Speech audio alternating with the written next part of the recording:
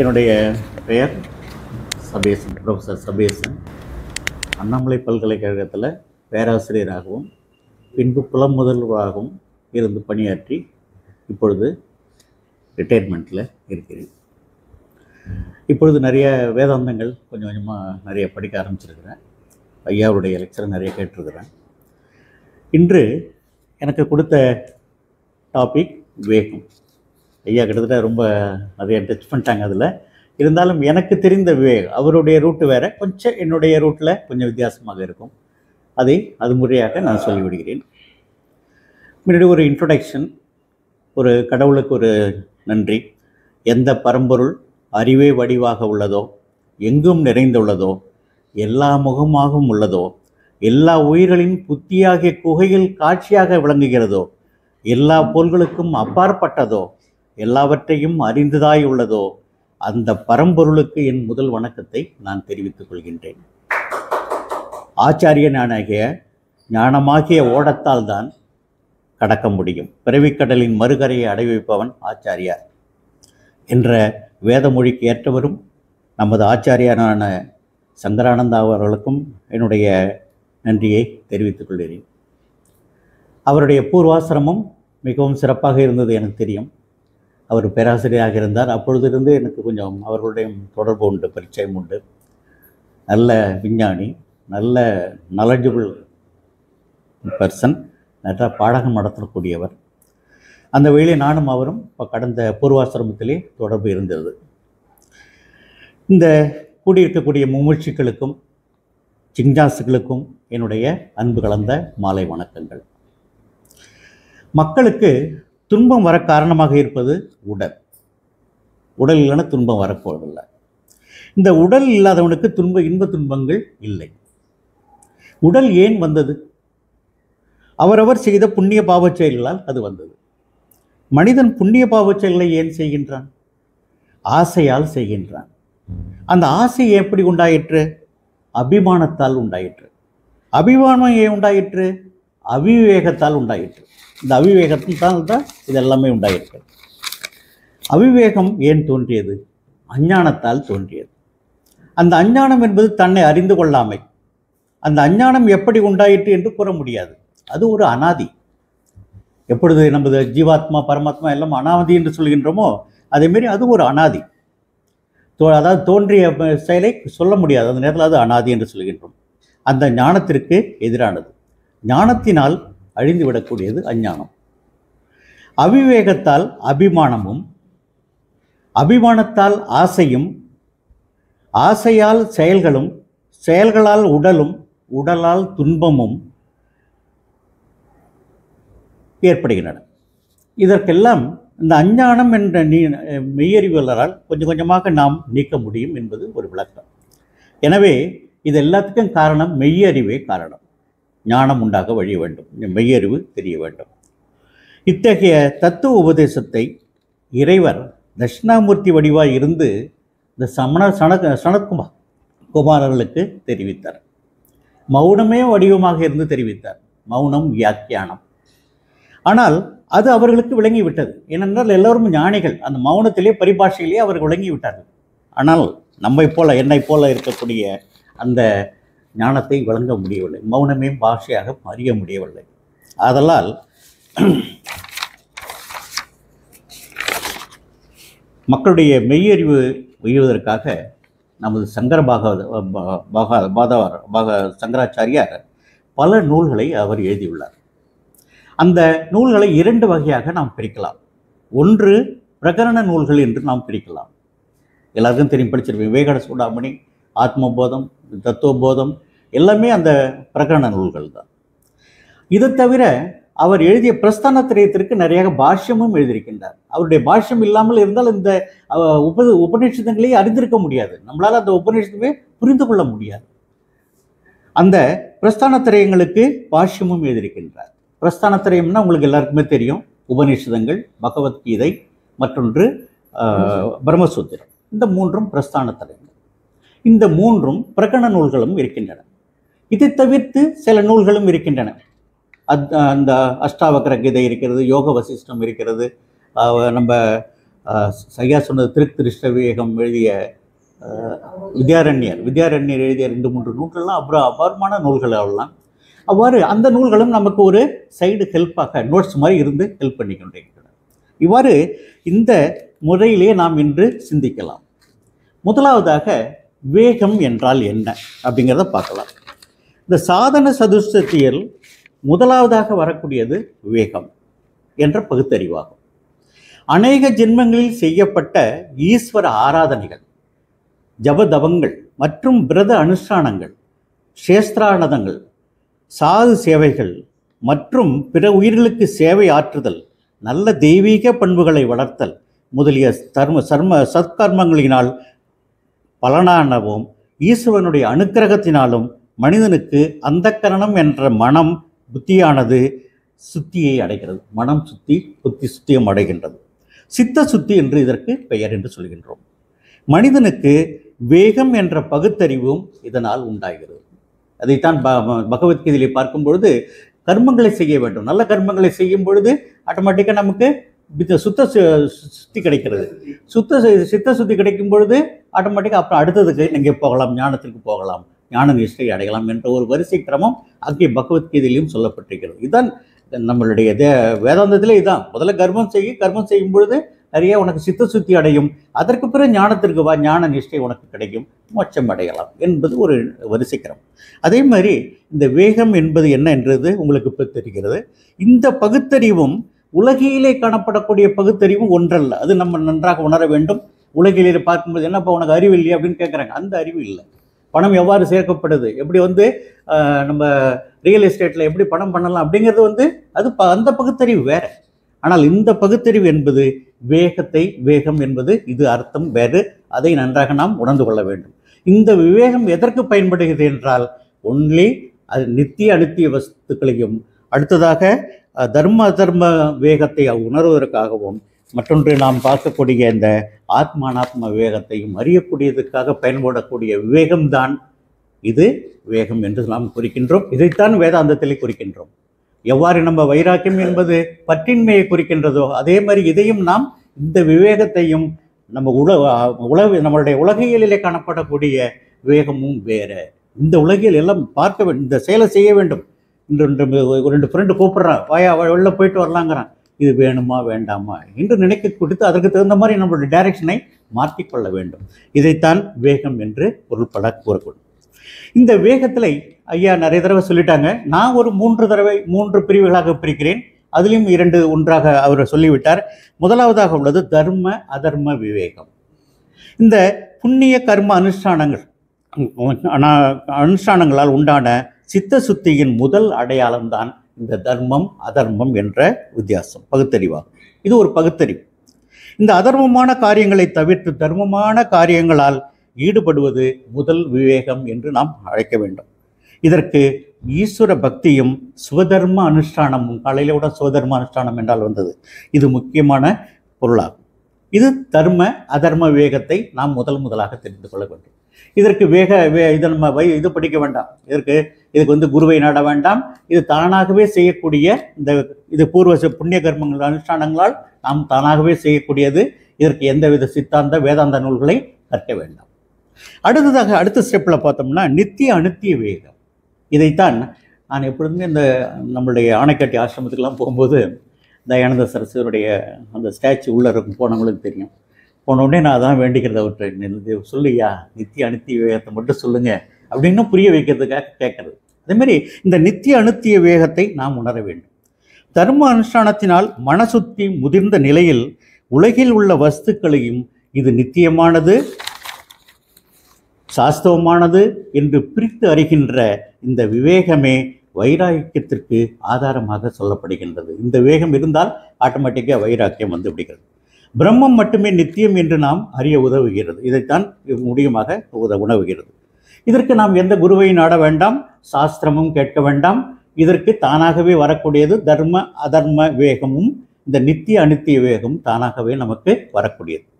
ஆனால் அடுத்ததாக 3ஆவதாக சொல்லக்கூடிய இந்த ஆத்மானாத்ம விவேகம், இதற்கு குரு மூலம்தான் நாம் கெடுக்க வேண்டும். குரு மூலம் சிரவணம் கேட்க வேண்டும். பிறகு ஆத்ம அனாத்ம விவேகமும் தானாகவே நமக்கு அது சிரவணம் மனனத்தினால் உண்டாகின்றது. அதாவது சத்துவ குணம் நன்கு இருக்க வேண்டும். உத்கிருஷ்ட நிலையை அடைந்த பிறகு உண்டாவதாகும். இது ஒரு மேன்மையை அடைந்த அந்த சத்துவ குணம் இருக்க வேண்டும். சத்துவ குணம் இருந்தால்தான் நம்ம இந்த நிலையை அடைய முடியும். ராட்சச கணமோ இல்லை குணமோ இல்லது அடுத்தது தாமச குணம் இருந்தால் இதை அடையவே முடியாது. சத்துவ குணம் வெரி முக்கியமானதாக இருக்கின்றது. இதை விவேக கியாதி என்று சொல்கின்றார் பதஞ்சலி முனிவர்.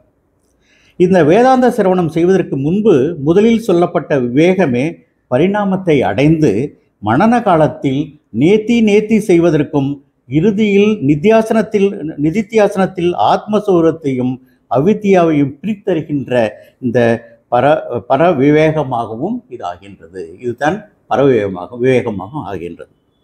இப்பொழுது நமக்கு விவேகம் என்றால் என்ன என்பது ஒரு பொருள் கிடைக்கின்றது. இந்த விவேகத்திலிருந்து வைராக்கியமே உண்டாகிறது. இது 3 வகையாக நாம் பிரிக்கின்றோம். ஒன்று தர்ம அதர்மம், மற்றொன்று நித்திய அனித்தியம், மற்றொன்று இந்த ஆத்மா அனாத்மா விவேகம் என்று சொல்கின்றோம். இந்த முதல் 2க்கும் நாம் குருவை நாட வேண்டாம், வேதாந்தம் கற்க வேண்டாம். ஆனால் 3வதற்கு நம் குரு இல்லாமல் இந்த ஆத்மா அனாத்மா வேதாத்தியாசத்தை நம்மளால் அறிய முடியாது என்று கூறுகின்றார்கள். இதற்கு பிறகு நாம் அந்த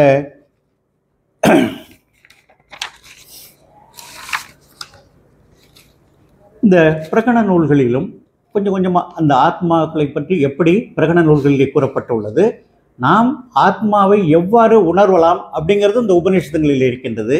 அந்த விதத்தில் போய்விடலாம். ஐயா அதை சொல்லிட்டாங்க முன்னாடி கொஞ்சம், அதனால் இந்த விதத்தில் நாம் போகலாம். இப்பொழுது இந்த முதலாவதாக உள்ள தத்துவ உபதேசம் தத்துவ போதம் என்ற நூலை நாம் பார்க்க வேண்டும். எப்பொழுதுமே வேதாந்தம் கற்க வேண்டும் என்று வந்துவிட்டால் முதலாவதாக நாம் கற்கக்கூடிய நூல் தத்துவ போதம் தான்.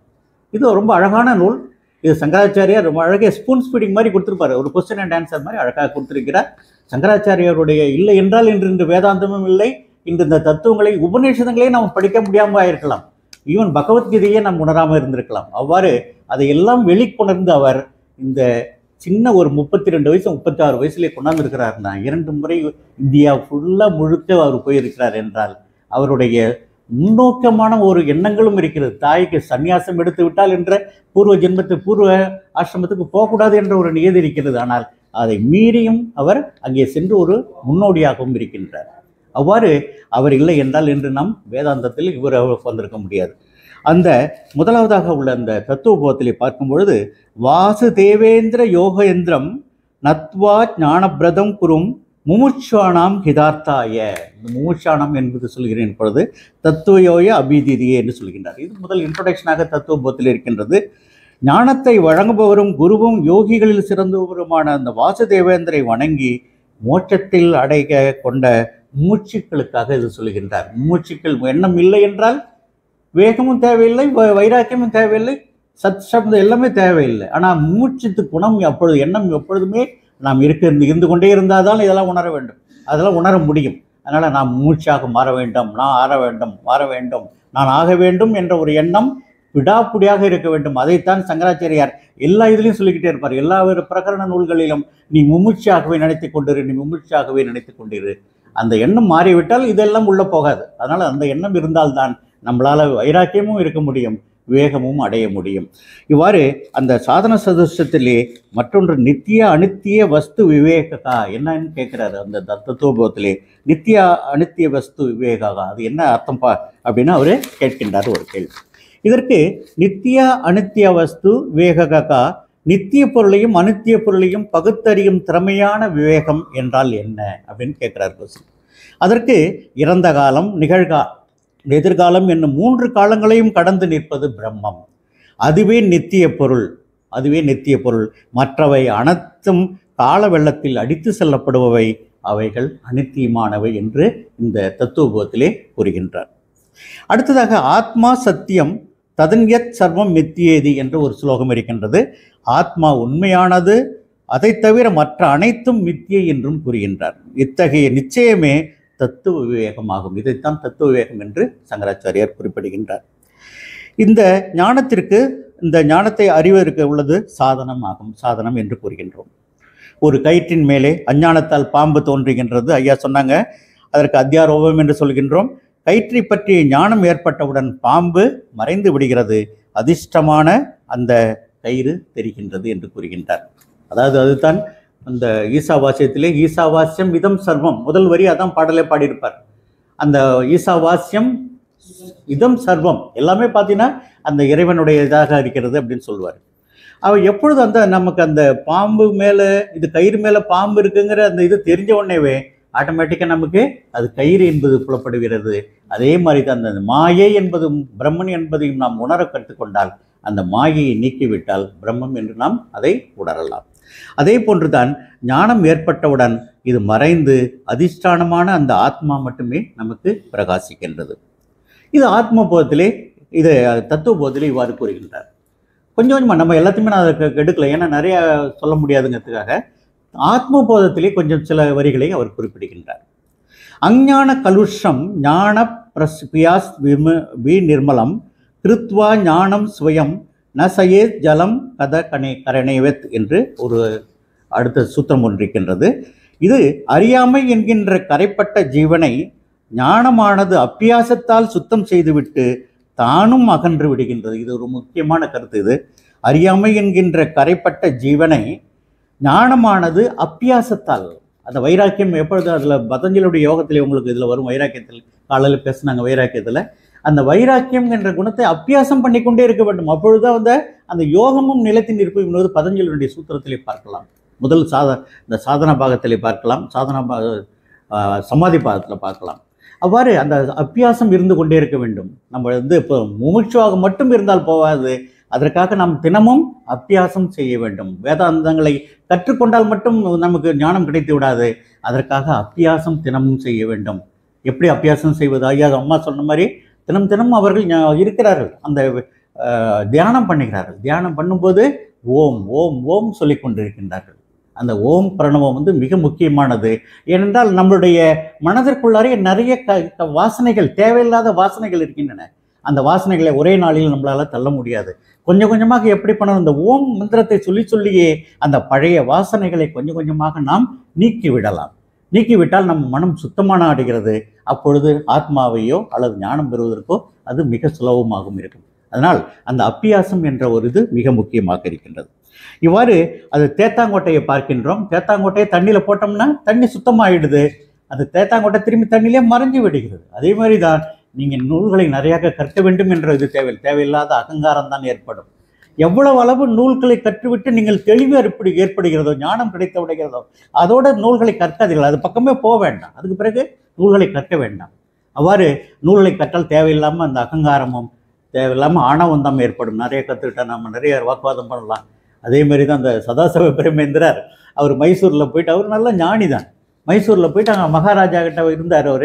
இவரை கூப்பிட்டுட்டு போயிட்டு அங்கே என்ன பண்ணார்? போகிற வரங்கள்ட்ட தர்க்கம், அவர் தர்க்கவாதங்கிறது ரொம்ப முக்கியம். தர்க்க சாஸ்திரங்கிறது தமிழ்லையும் இருக்குது, அதே மாதிரி சமஸ்கிருதத்துலையும் இருக்கிறது. நிறைய வாதாடி எல்லார்கிட்டையும் சண்டை போட்டுக்கிட்டே இருந்தார்.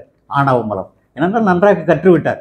உடனே இந்த நிகழ்ச்சி அவருடைய குருவான கும்பகோணத்துக்கு பக்கத்திலே திருவிசநல்லூர் என்ற இடத்திலே அங்கே அக்ரகாரத்திலே இருக்கிறது.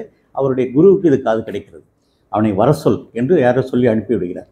அந்த சதாசிவர் வந்து விடுகிறார். வந்த உடனே இனி நீ பேசக்கூடாது, ஒரே வார்த்தை சொல்லி விடுகிறார். அதற்கு பிறகு அவர் பேசவே இல்லை. நாகரிகமாக சொல்கிறேன், வேற ஒன்றும் இல்லை. அப்புறம் பேசிப்போம். ஸோ இதேமாரி அவர் அதுக்கு பிறகு பேசவே இல்லை. தியானத்திலே இருக்கின்றார். சர்வம் பிரம்மமயம். அதை தான் அதுலேயும் கடைசியில் என்ன சொல்கிறாரு?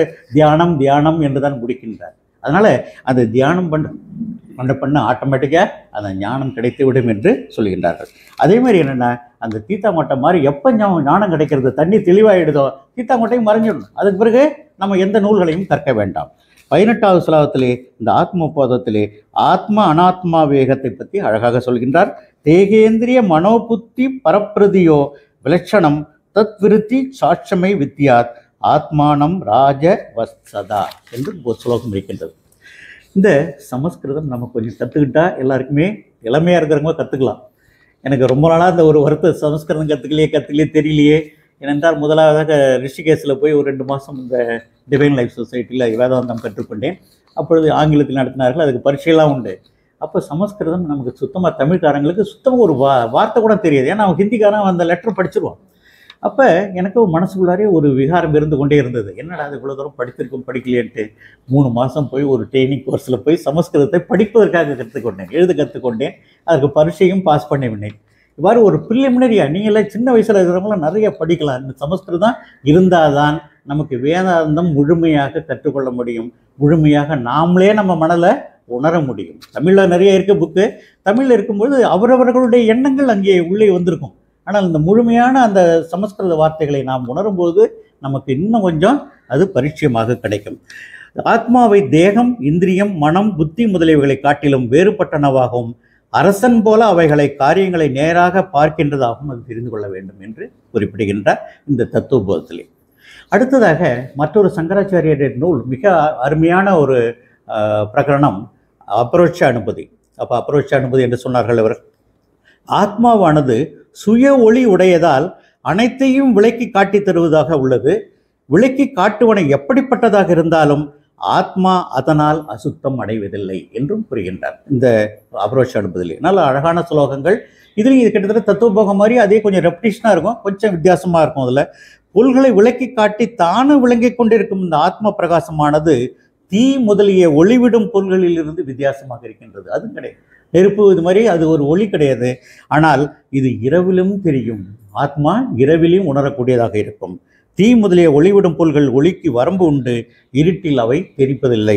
ஆனால் ஆத்மா இருட்டையும் காட்டி கொடுக்கும் என்ற ஒரு வித்தியாசத்தையும் நாம் உணர வேண்டும். அடுத்ததாக கொஞ்சம் கொஞ்சமாக ஒரு எக்ஸாம்பிள் எது இதில் சொல்கிறாருங்கிறது மட்டும் நம்ம பார்த்துக்கலாம். விவேக சூடாமணி ஐயா 2-3 ஸ்லோகம் சொன்னாங்க. பிரம்மம் சத்தியம், ஜகத் மித்யா என்று சொன்னார்கள். நித்திய வஸ்து, அனித்திய வஸ்து வந்து ஜகத் என்று சொல்லிவிட்டார்கள்.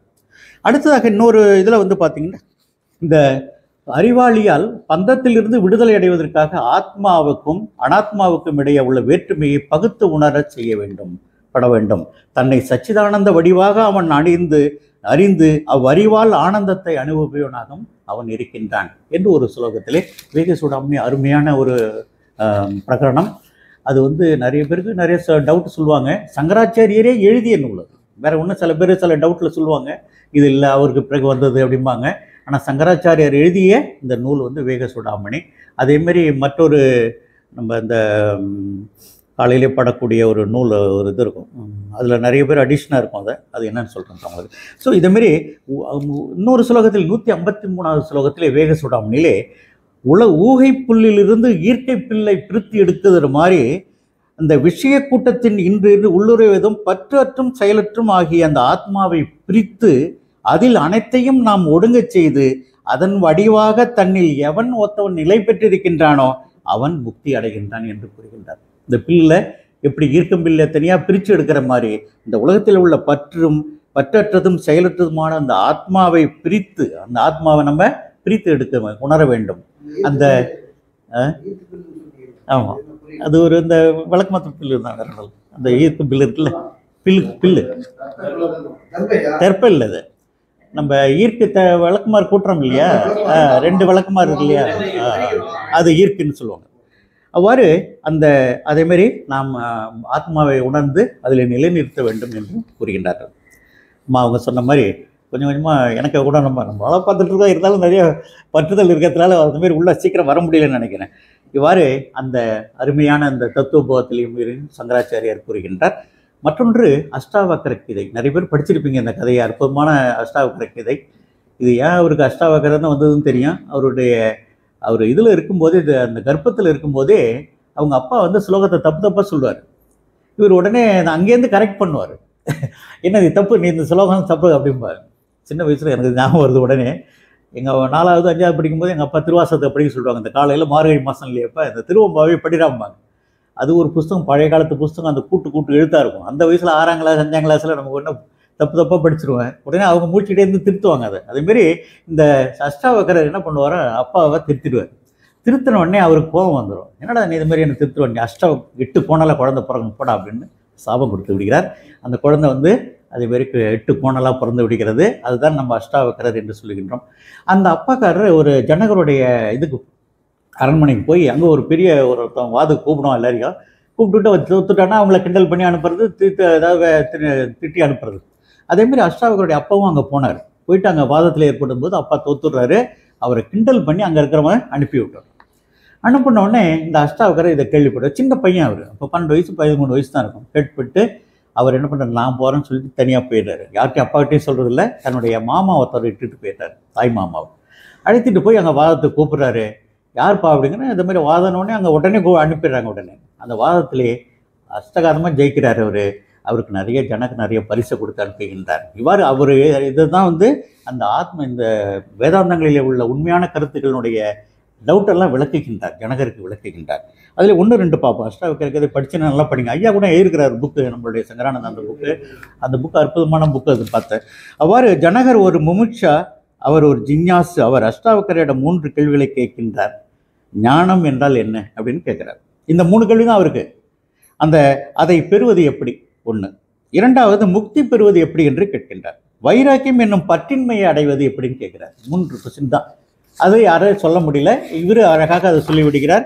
எப்படி சொல்றாருன்னா, முதலில் ஞான சாதனங்களை பற்றி கூறுகின்றார். கதம் ஞானம் அவாப்னோதி, கதம் முக்தி பவிஷ்யதி, வைராக்கியம் கதம் பிராப்தம். அந்த கொஸ்டின் தான், அது வேற ஒன்றும் இல்லை. இந்த விவேகம் குழப்பம் தருவதை பார்த்து பிரித்தறியும் அறிவுக்கு பகுத்தறிவு அல்லது விவேகம் என்று பெயர் என்று முன்னே சொல்லிட்டேன் உங்களுக்கு. நான் என்பதை உடலா மனமா அல்லது வேறா அப்படின்னு நினைக்கிறது. ஞானம்னா எது அப்படின்னு கேட்கிறார். இதுதான் அவிவேகம். மனம் நானா உடல் நானா என்று தெரிந்து கொள்ளாமல் இருப்பது, இரண்டும் வேறா ஒன்றா, இதெல்லாம் சில கொஸ்டின்கள் கேட்கின்றார்கள். இந்த விவேக புத்தி இருந்தால் ஞான சாதனங்களுள் விவேக புத்தி தான் ஞான சாதனங்களுள் மிக முக்கியமானதாக இருக்கிறது. இந்த விவேக புத்தியை எப்படி பயன்படுத்துவது என்பதை குரு தான் நமக்கு விளக்குவார். நான் அல்லாதவை பற்றி அறிவுதான் விவேகம். நான் அல்லாதவை பற்றி அறிவதுதான் இதை விவேகம் என்று கூறுகின்றார். ஞானம் என்பது ஆத்மா, பரமாத்மா, பிரம்மம் இரண்டின் மெய்ப்பொருளும் சத்தியம், ஞானம், அனந்தம் என்பதை கண்டு நான் பிரம்மம் என்பதுதான் அடுத்ததாக இருக்கின்றது. இவ்வாறு அந்த அஷ்டாவகர கதையிலே மற்றொன்றும் இருக்கிறது. கயிற்றிலே பாம்பை காண்பது போல் மெய்ப்பொருளாகிய ஆத்மாவில் உடல் மனம் புலன் ஆகியன ஜகத்தை காண்கின்றாய். அந்த ஆத்மா சத்தியம், ஞானம் அனந்தம், அது நீயே என்று அறிந்து கொள் என்று கூறுகின்றார். இவ்வாறு மற்றொரு ஸ்லோகத்திலையும் அழகாக கூறுகின்றார். ஆத்மாவானது சாட்சி, சர்வ வியாபி, பூர்ணம், ஏகம், சித் சொரூபமானது, செயலற்றது, எதிலும் கலவாதது, காலமற்றது, அவஸ்தையற்றது. அப்படிப்பட்டதின் மீது பிரமையால் உலகம் காட்சியளிக்கின்றது, பிறப்பிற்பான சம்சாரம் தோன்றுகிறது என்று கூறுகின்றார்.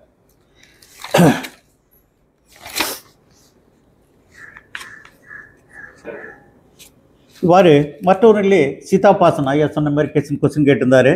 சீதாபாசனை இந்த சீதாபாசன் எப்படி ஏற்படுது என்றால், அந்த ஒரு 100 குடம் இருக்கிறது. எல்லாரும் ஏதாவது சொல்லியிருப்பாங்க. சூரியன் இருக்கு, சூரியன் ஒன்று. இந்த 100 குடத்துலேயும் அந்த சூரியனுடைய பிம்பம் ஏற்படுவது போல நம்மளுடைய மனிதனுடைய மேலே இந்த ஆத்மா பிரகாசம் அடைந்து, ஆத்மாவினுடைய பிரகாசம் இந்த அகங்காரத்திற்கு ஏற்பட்டு புத்தி மூலியமாகவும் மனம் மூலியமாகவும் ஏற்படுகிறது. அவர் ஒரு கொஸ்டின் கேட்டார். எப்படி அது பிரம்மம் பேசுமா அப்படின்னு கேட்டார். பிரம்மம் பேசும். எப்படி என்றால், பிரம்மம் உன்னுடைய உடம்பிலே ஆன்மா மூலியமாக உன்னுடைய எண்ணங்களும் சுத்தமாக இருந்தால் அதற்கு தகுந்த மாதிரி உனக்கு புத்தி வேலை செய்து நல்ல புத்தியோடு இருக்கும்போது உன்னுடைய ஒவ்வொரு வார்த்தைகளும் எங்கேருந்து வருகிறது? வாய் பேசவில்லை, அங்கேருந்து பேசுது. புத்தி உணர்ந்தால்தான், புத்தியிலே இருக்க கருத்துக்கள் தான் உனக்கு வெளியிலே வரும். நல்ல எண்ணங்களோடு இருக்கும்போது அவன் ஒரு மனிதன்ட்ட ஒரு 10 நிமிஷம் பேசினா போகிறான், அவன் நல்லவனா கெட்டவனா என்று நம்ம அறிந்து விடலாம். ஏனென்றால் அவனுடைய வார்த்தைகள், அந்த வார்த்தைகளுடைய கோர்வையை பார்த்தாவே அது தெரிந்து விடும். அதனால் இந்த பிரம்மம் பேசுமாங்கிறது ஒரு கொஸ்டின். இந்த பிரம்மம் பேசும் தான், எப்படி பேசுகிறது என்பதை நாம் உணரலாம். இவ்வாறு அந்த அழகாக அந்த சிதாபாசனை நான் என்று நினைக்கின்ற பிரம்மையை நீக்கி அகமும் புறமும் பாவனையின்றி அசைவற்ற இந்த இரண்டற்ற சுத்த அறிவு நான் என்று இந்த சிந்தித்திரு, அதேமாதிரி சிந்தித்திருக்க வேண்டும் என்று கூறுகின்றார். அடுத்ததாக இன்னொரு சின்ன பிரகடனம், நிறைய பிரகடனம் எழுதியிருக்கிறார் அவர். அந்த சின்ன சின்ன நூல்கள்லாம் கூட இப்போ இல்லை. ஆனால் அது சில இதில் சிங்கேரி மடத்தில் கிட்டத்தட்ட ஒரு 6 வேல்யூமாக போட்டிருக்கிறாங்க இந்த சங்கராச்சாரியருடைய நூல்களை. ஒவ்வொன்றிலையும் 5 நூல்கள் 6 நூல்கள், அதில் கூட அந்த தட்சிணாமூர்த்தி அஷ்டகம் கூட இருக்கிறது. அவ்வாறு அதை வாங்கினோம்னா நமக்கு நிறைய நூல்கள் நம்மளால் படிக்க முடிகிறது. அதில் ஒவ்வொரு வேர்ட் பை மீனிங்காகவும் இருக்கிறது. இந்த அத்வைத பஞ்சரத்னம் என்பது ஒரு அருமையான நூல். அது சங்கராச்சாரியர் எழுதினது தான். அதில் 3வது ஸ்லோகத்தில் தூக்கம் என்ற மயக்கத்தால் சொப்னத்தில் பொருள்கள் தோன்றுவது போல சச்சிதானந்த சுவரமான ஆத்மாவில் இந்த அஞ்ஞானத்தால் பொய்யான இந்த பிரபஞ்சம் தோன்றுகின்றது என்று சொல்கின்றார். இந்த தூக்கம் என்ற மயக்கத்தினால ஏற்படுகிறது. அந்த பிரபஞ்சம் உண்மையல்ல, ஆனால் பரிசுத்தமானதும் எங்கும் நிறைந்தவனும் அழிவற்றதும் ஒன்றாவதுமான பிரம்மம் என்று நாம் உணர வேண்டும் என்று கூறுகின்றார். அவரே இந்த மூன்றாவது இந்த அத்வைத பஞ்சரத்னத்திலே 5வது ஸ்லோகத்திலே ஒரு கருத்து கூறுகின்றார். இங்கு என்னை காட்டிலும் வேறாக உண்மையாக பிரபஞ்சம் ஒன்றும் இல்லை, மாயையால் ஏற்பட்டுள்ள வெளிப்பொருள் தான் அந்த பிரபஞ்சம் என்று கூறுகின்றார். அத்வைதமான என்னிடம் கண்ணாடிக்குள் தோன்றும் பொருளுக்கு சமமாக இது விளங்குகின்றது, ஆகையால் நான் பிரம்மம் என்று அந்த கருத்தையும் அங்கே கூறுகின்றார். அடுத்ததாக யதி பஞ்சகம் என்ற ஒரு நூலும் அவர் எழுதியிருக்கிறார். எல்லாம் பஞ்சகம் என்றால் 5 நூல்கள் தான். இந்த மனிஷா பஞ்சகம் மாதிரி இதெல்லாம் 5 இந்த மனிஷா பஞ்சகம் ஐயா கூட ஒரு புக் போட்டிருக்கிறாங்க. எவர்கள் ஆத்மானந்த சுவரூபத்தில் சந்தோஷம் அடைபவர்களும் எல்லா இந்திரியங்களை அறிவும் அடக்கியவர்களும் இரவும் பகலும் பிரம்மத்தில் இன்புறுகின்றார்களும் இருக்கின்றார்களோ அந்த யதிகள் பாக்கியசாலிகள் என்று கூறுகின்றார். ஆத்மா ஆனந்த ரூபம். இதை தெரிந்து கொள்ளாததால் ஆனந்தம் அடைய வெளிப்பொருள்களை தேடிச் செல்ல மாட்டார்கள். கண், காது முதலான இந்திரியங்கள் வேலை செய்கின்றன. அதாவது அந்த ஐயா கூட அந்த கருத்துக்கள் சொன்னாங்க. இந்த நல்ல கருத்து அது சொல்கிறேன், அதை டக்குன்னு மறந்து வச்சுருக்காங்க. இவ்வாறு அந்த பஞ்சதசி என்ற ஒரு நூல் இருக்கிறது. இந்த பஞ்சதசியும் வித்யாரண்யர் எழுதினவர். அந்த வித்யாரண்யர் நல்ல அருமையான கருத்து, நல்ல ஞானி. அவர் ஆக்சுவலாக உங்களுக்கு எல்லாருக்கும் அந்த அவருடைய ஹிஸ்ட்ரி தெரிஞ்சிருக்கும். அவர் ஒரு நம்ம தெலுங்கு இதில் ஒரு ராஜாவுடைய பரம்பரை. அவர் ஆக்சுவலாக அந்த இல்லை சொல்கிறேன், அந்த ஹைதராபாத்லாம் தாண்டி ஒரு ஸ்டேஷன், நல்ல பெரிய ஸ்டேஷன் ஒன்று. அங்கே ஒரு காக்கத்தியா டைனாஸ்டி. அது ஆக்சுவலாக காக்கத்தியா மன்னர் பரம்பரை. அந்த மன்னருடைய தம்பி தான் இவர். நல்ல சின்ன வயசுலேயே சமஸ்கிருதம் எல்லாம் நல்ல ஞானி. இவர் திரும்பி அந்த கர்நாடகாவுக்கு அங்கேருந்து அந்த ஹரிபர புக்கர் மூலியமாக அங்கே தான் அவரை விஜயநகர சாம்ராஜ்யத்தை தோற்றி வைக்கின்றார்.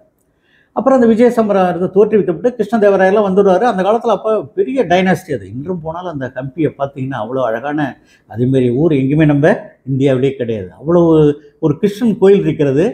அந்த கிருஷ்ணன் கோயில் அவ்வளோ அற்புதமான வேலைப்பாடுகள் உள்ள கோயில், அவ்வளோ அழகாக இருக்கின்றது. அங்கே பக்கத்தில் உள்ள சுல்தான்கள் பார்த்திங்கன்னா மரம் மட்டை எல்லாத்தையும் போட்டு அந்த சென்டரில் போட்டு 6 மாதம் கொளுத்திருக்கிறான். அது கொளுத்தின உடனே அந்த கட்டடம் அப்படியே கருங்கல் கட்டடம் அப்படியே லேசாக அசை வைக்கும். அதான் அவங்களுடைய எண்ணம். அவ்வாறு திரும்பி இப்போ யாரையும் உள்ளே விடுறதில்ல. நம்ம எட்டேருந்து பார்க்கலாம். அந்த கம்பியை விஜயநகரத்தினுடைய அவங்களுடைய சாம்ராஜ்யத்தினுடைய இன்றும் ரெமைனன்ஸாக இருக்கின்றது. அதை இவர் தோற்றுவித்தவர் இந்த நமக்கு வேண்டியது இவர் அந்த வித்யாரண்யர். திரும்பி நம்முடைய சிங்கேரி மடத்தில் அவர் ஒரு மடாதிபதியாக இருக்கின்றார். அவர் மடாதிபதியாக இருக்கும்போது நிறைய செல்வங்கள், ராஜாக்கள் எல்லாம் அங்கேருந்து வந்தவர் தான். இவர் ராஜா ஆரம்பித்தவர். அதனால் நிறைய செல்வங்களை கொடுத்து அந்த சிங்கேரி மடத்தை நன்றாக டெவலப் பண்ணிடுறாரு. அவருடைய நூல்கள் தான் இன்று பஞ்சதசி என்று சொல்கிறோம், திருத்திருச்ச விவேகம் என்று சொல்கின்றோம். இன்னொன்று ஜீவன், இன்னொரு புக் ஒன்று இருக்கிறது. அது தமிழில் நிறைய வரலன்னு நினைக்கிறேன். அதுமாரி நிறைய நூல்கள் இருக்கின்றார். அதிலே பஞ்சதசி மிக முக்கியமான ஒரு நூல். இதற்கு உரை குப்புசாமி சாஸ்திரிகள் என்பவர் தஞ்சாவூரில் இருந்திருக்கின்றார், அரண்மனையில். அவர் ஒரு உரை எழுதியிருக்கிறார். அது தமிழில் நம்மளால் அது தமிழை படிக்க முடியாது, அவ்வளவு கஷ்டமானது. ஆனால் இப்பொழுது வெங்கடேச சாஸ்திரிகள் என்பது ஒரு அழகான அதை எழுதியிருக்கிறார் தமிழில். அது கொஞ்சம் நமக்கு அவ்வளோ கஷ்டமாக இருக்காது. கிடைச்சுன்னா அது வாங்கி படிங்க. அந்த நல்ல அழகான நூல். அது என்கிட்ட கூட ஆன்லைன்லேயே இருக்குது. யாராவது வேணுன்னா கூட நான் அனுப்புகிறேன் உங்களுக்கு. இருக்கிறேன் நம்ம ஓகே. அவ்வாறு அந்த பஞ்சதசி பிரத்யக் தத்துவ வேகம் என்ற ஒரு பிரிவில் பார்த்தோம்னா, ஆத்மா பிரகாசிக்காவிட்டால் அதில் மேலான அன்பு இராது. அது பிரகாசித்து விட்டால் விஷயத்தில் ஆசை ஏற்படாது. ஆகையால் ஆத்மாவினுடைய மேலான ஆனந்தமாய் இருக்கும் இத்தன்மை பிரகாசித்து கொண்டிருக்கும் இருந்தும் கூட பிரகாசிக்காமல் இருக்கின்றது. இது ஒரு பெரிய டெக்னிக்கான வேர்டு. இது அந்த ஈசாவாசியத்தில் பார்த்தோம்னா, நம்முடைய அந்த உபநிஷத்தில் பார்த்தோம்னா எதுவுமே புரிஞ்சிக்க முடியாது நம்மளால். அது அப்படி இருக்கிறது, அது இப்படி செய்யக்கூடாது அப்படின்னு சொல்லியிருப்பார். அதுக்கு அர்த்தமே நம்மளால் புரிஞ்சிக்க முடியாது. ஆனால் நம்மளுடைய பாஷ்யம் எழுதின பிறகு பார்த்தோம்னா அது எதற்காக அது சொல்லியிருக்கிறார் என்பது நமக்கு புரியும். சில மனிதர்களால் அது புரிந்து கொள்ள முடியும், வேகம் இல்லாதவர்களால் அது புரிய முடியாது என்று பாஷ்யம் எழுதியிருப்பார். அந்த பாஷ்யம் இல்லைன்னா நம்மளால் அது புரிஞ்சிக்க முடியாது. என்னடா போட்டு குழப்பியிருக்காங்களேன்னு நமக்கு தோணும். அவ்வாறு அந்த நமக்கு தெரியாத பாஷையில் அச்சிட்ட ஒரு புஸ்தகம் நமக்கு பிரகாசிக்காது. நமக்கு என்னென்ன தெரியாது, ஒரு ஹிந்தியில் வச்சு நம்மளால் படிக்க முடியாது. ஆனால் அது வாசிக்க முடியாதால் அதுபோலத்தான் ஆத்மா ஸ்தூலமாக தெரிகின்றது, ஆனால் நன்றாக தெரியவில்லை என்று சொல்வார்கள். தெரிஞ்சவங்களுக்கே ஸ்தூலமாக தெரிகிறது என்பார்கள், தெரியவில்லைங்களுக்கு அவனுக்கு ஒன்றுமே தெரியாது. அதனால் அந்த ஞானம் தெரியாத பாஷையில் எப்படி புஸ்தகம் இருக்கிறதோ அதே மாதிரி தான். சில பேருக்கு எனக்கு ஒன்றுமே தெரியலம்பாங்க, சில பேருக்கு தெரியுதுங்கிறாங்க. அது அவங்கவுங்களுடைய ஞானத்தினுடைய வேகம். இவ்வாறு அந்த இன்னொரு சுலகத்தில் எல்லாவற்றையும் தன் சுவரூபத்துடன் ஒரே தத்துவமாக அறிவதால் ஈஸ்வரன் சமஷ்டி, அவருக்கு வேறுபட்ட சமஷ்டி என்றால் தெரியும், எல்லாம் ஏக ஆத்மா என்று சொல்கின்றோம். அந்த ஜீவர்களுக்கோ அவ்வித அறிவில்லாததால் அவர்கள் வியஷ்டி என்று சொல்வார்கள். வியஷ்டி சமஷ்டி. வியஷ்டின்னு என்னென்னா, இப்போ அந்த ஆத்மாங்கிறது எல்லாருக்கும் ஒரே, அதுதான் நம்ம வேதாந்தத்திலே முக்கியமானது. எல்லா ஆத்மாக்களையும் ஒரே ஆத்மாக்களாக நினை, எல்லா உயிரினங்களையும் ஒன்றாக நினை என்று சொல்வார்கள். அதுதான் சமஷ்டி என்று சொல்கிறார்கள். அதில் இந்த ஆத்மானு என்ன ஒன்றா உங்களுடைய நல்லது கேட்டால் என்னால் அப்போ தான் புரிஞ்சிக்க முடியும். அப்போ உங்களுக்கு தகுந்த மாதிரி நான் நடந்து கொள்ள முடியும். அது சமஷ்டி என்று சொல்கின்றோம். வியஷ்டின்னு என்னென்னா, இந்த ஆத்மா உங்களுடைய ஆத்மா உங்களுக்கு தனி, என்னுடைய ஆத்மா எனக்கு தனி. அதுமாரி சூரியன் எப்படி ஒரு ஒரு இது குடத்தில் வருதோ அந்த குடம் அவங்களுக்கு மட்டும்தான். அதேமாரி உங்களுக்கு உள்ள ஞானம் உங்களுக்கு மட்டும்தான். உங்களுடைய ஞானமோ உங்களுடைய ஆன்மாவோ அவங்களுக்கு சம்பந்தம் இல்லை என்பது பார்ப்பது வியஷ்டி என்று சொல்கின்றோம். இதைத்தான் அந்த வியஷ்டி என்று சொல்கின்றோம். இதற்காக இந்த பரமாத்மாவிற்கும் ஜீவனுக்கும் உபாதிகளான மாயையும் அவித்தியாயும் விட்டுவிட்டால் துண்டுபடாத சத்தாய் சித்தாய் ஆனந்தமாய் உள்ள இந்த பரபிரமையே இது குறிக்கப்படும். அதாவது மாயை என்பது பிரம்மத்திற்கு உள்ளதுக்கு மாயை என்று சொல்கின்றோம். அதே நமக்கு இருந்துன்னா அதுக்கு பேர் ஜீவாத்மாவுக்கு அதை அவித்தியா என்று சொல்கின்றோம். வார்த்தைகள் இரண்டும் ஒன்று தான். ஆனால் அங்கே வார்த்தைகள் நம்ம மாயைன்னு போடணும், இங்கே அவித்தியா என்று நாம் குறிக்க வேண்டும். அவ்வாறு அந்த சத்தாய் சித்தாய் ஆனந்தமாய் உள்ள அந்த பரபிரமே குறிக்கப்படும் என்றும் கூறுகின்றார்.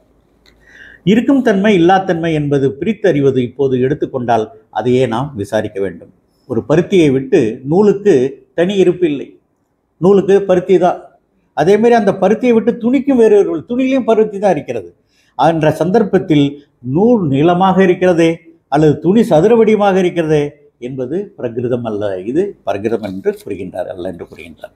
மற்றொரு தியான தீபம் அழகாக இந்த பஞ்சதேசின்னு கிடைச்சா படித்து பாருங்கள். வேதாந்த கருத்துக்கள் நிறைய நல்லாக இருக்கும், அதில் புரிகிற மாதிரி இருக்கும். நமக்கு தியானத்தினால் நாளுக்கு நாள் ஆத்மா அல்லாததில் உள்ள நான் என்கிற எண்ணம் தளர்ச்சி அடைவதை பார்த்து கொண்டே இருப்பவன் கூட தியானம் செய்யவில்லையானால் மனிதனுக்கு உள்ள அறிவு இல்லை என்ற ஒரு கருத்தும் நிலவுகிறது. அதனால் தியானம் செய்ய வேண்டும் என்ற கருத்தை தியான தீபத்திலே குறிக்கின்றார், பஞ்சதசிலே குறிக்கின்றார்.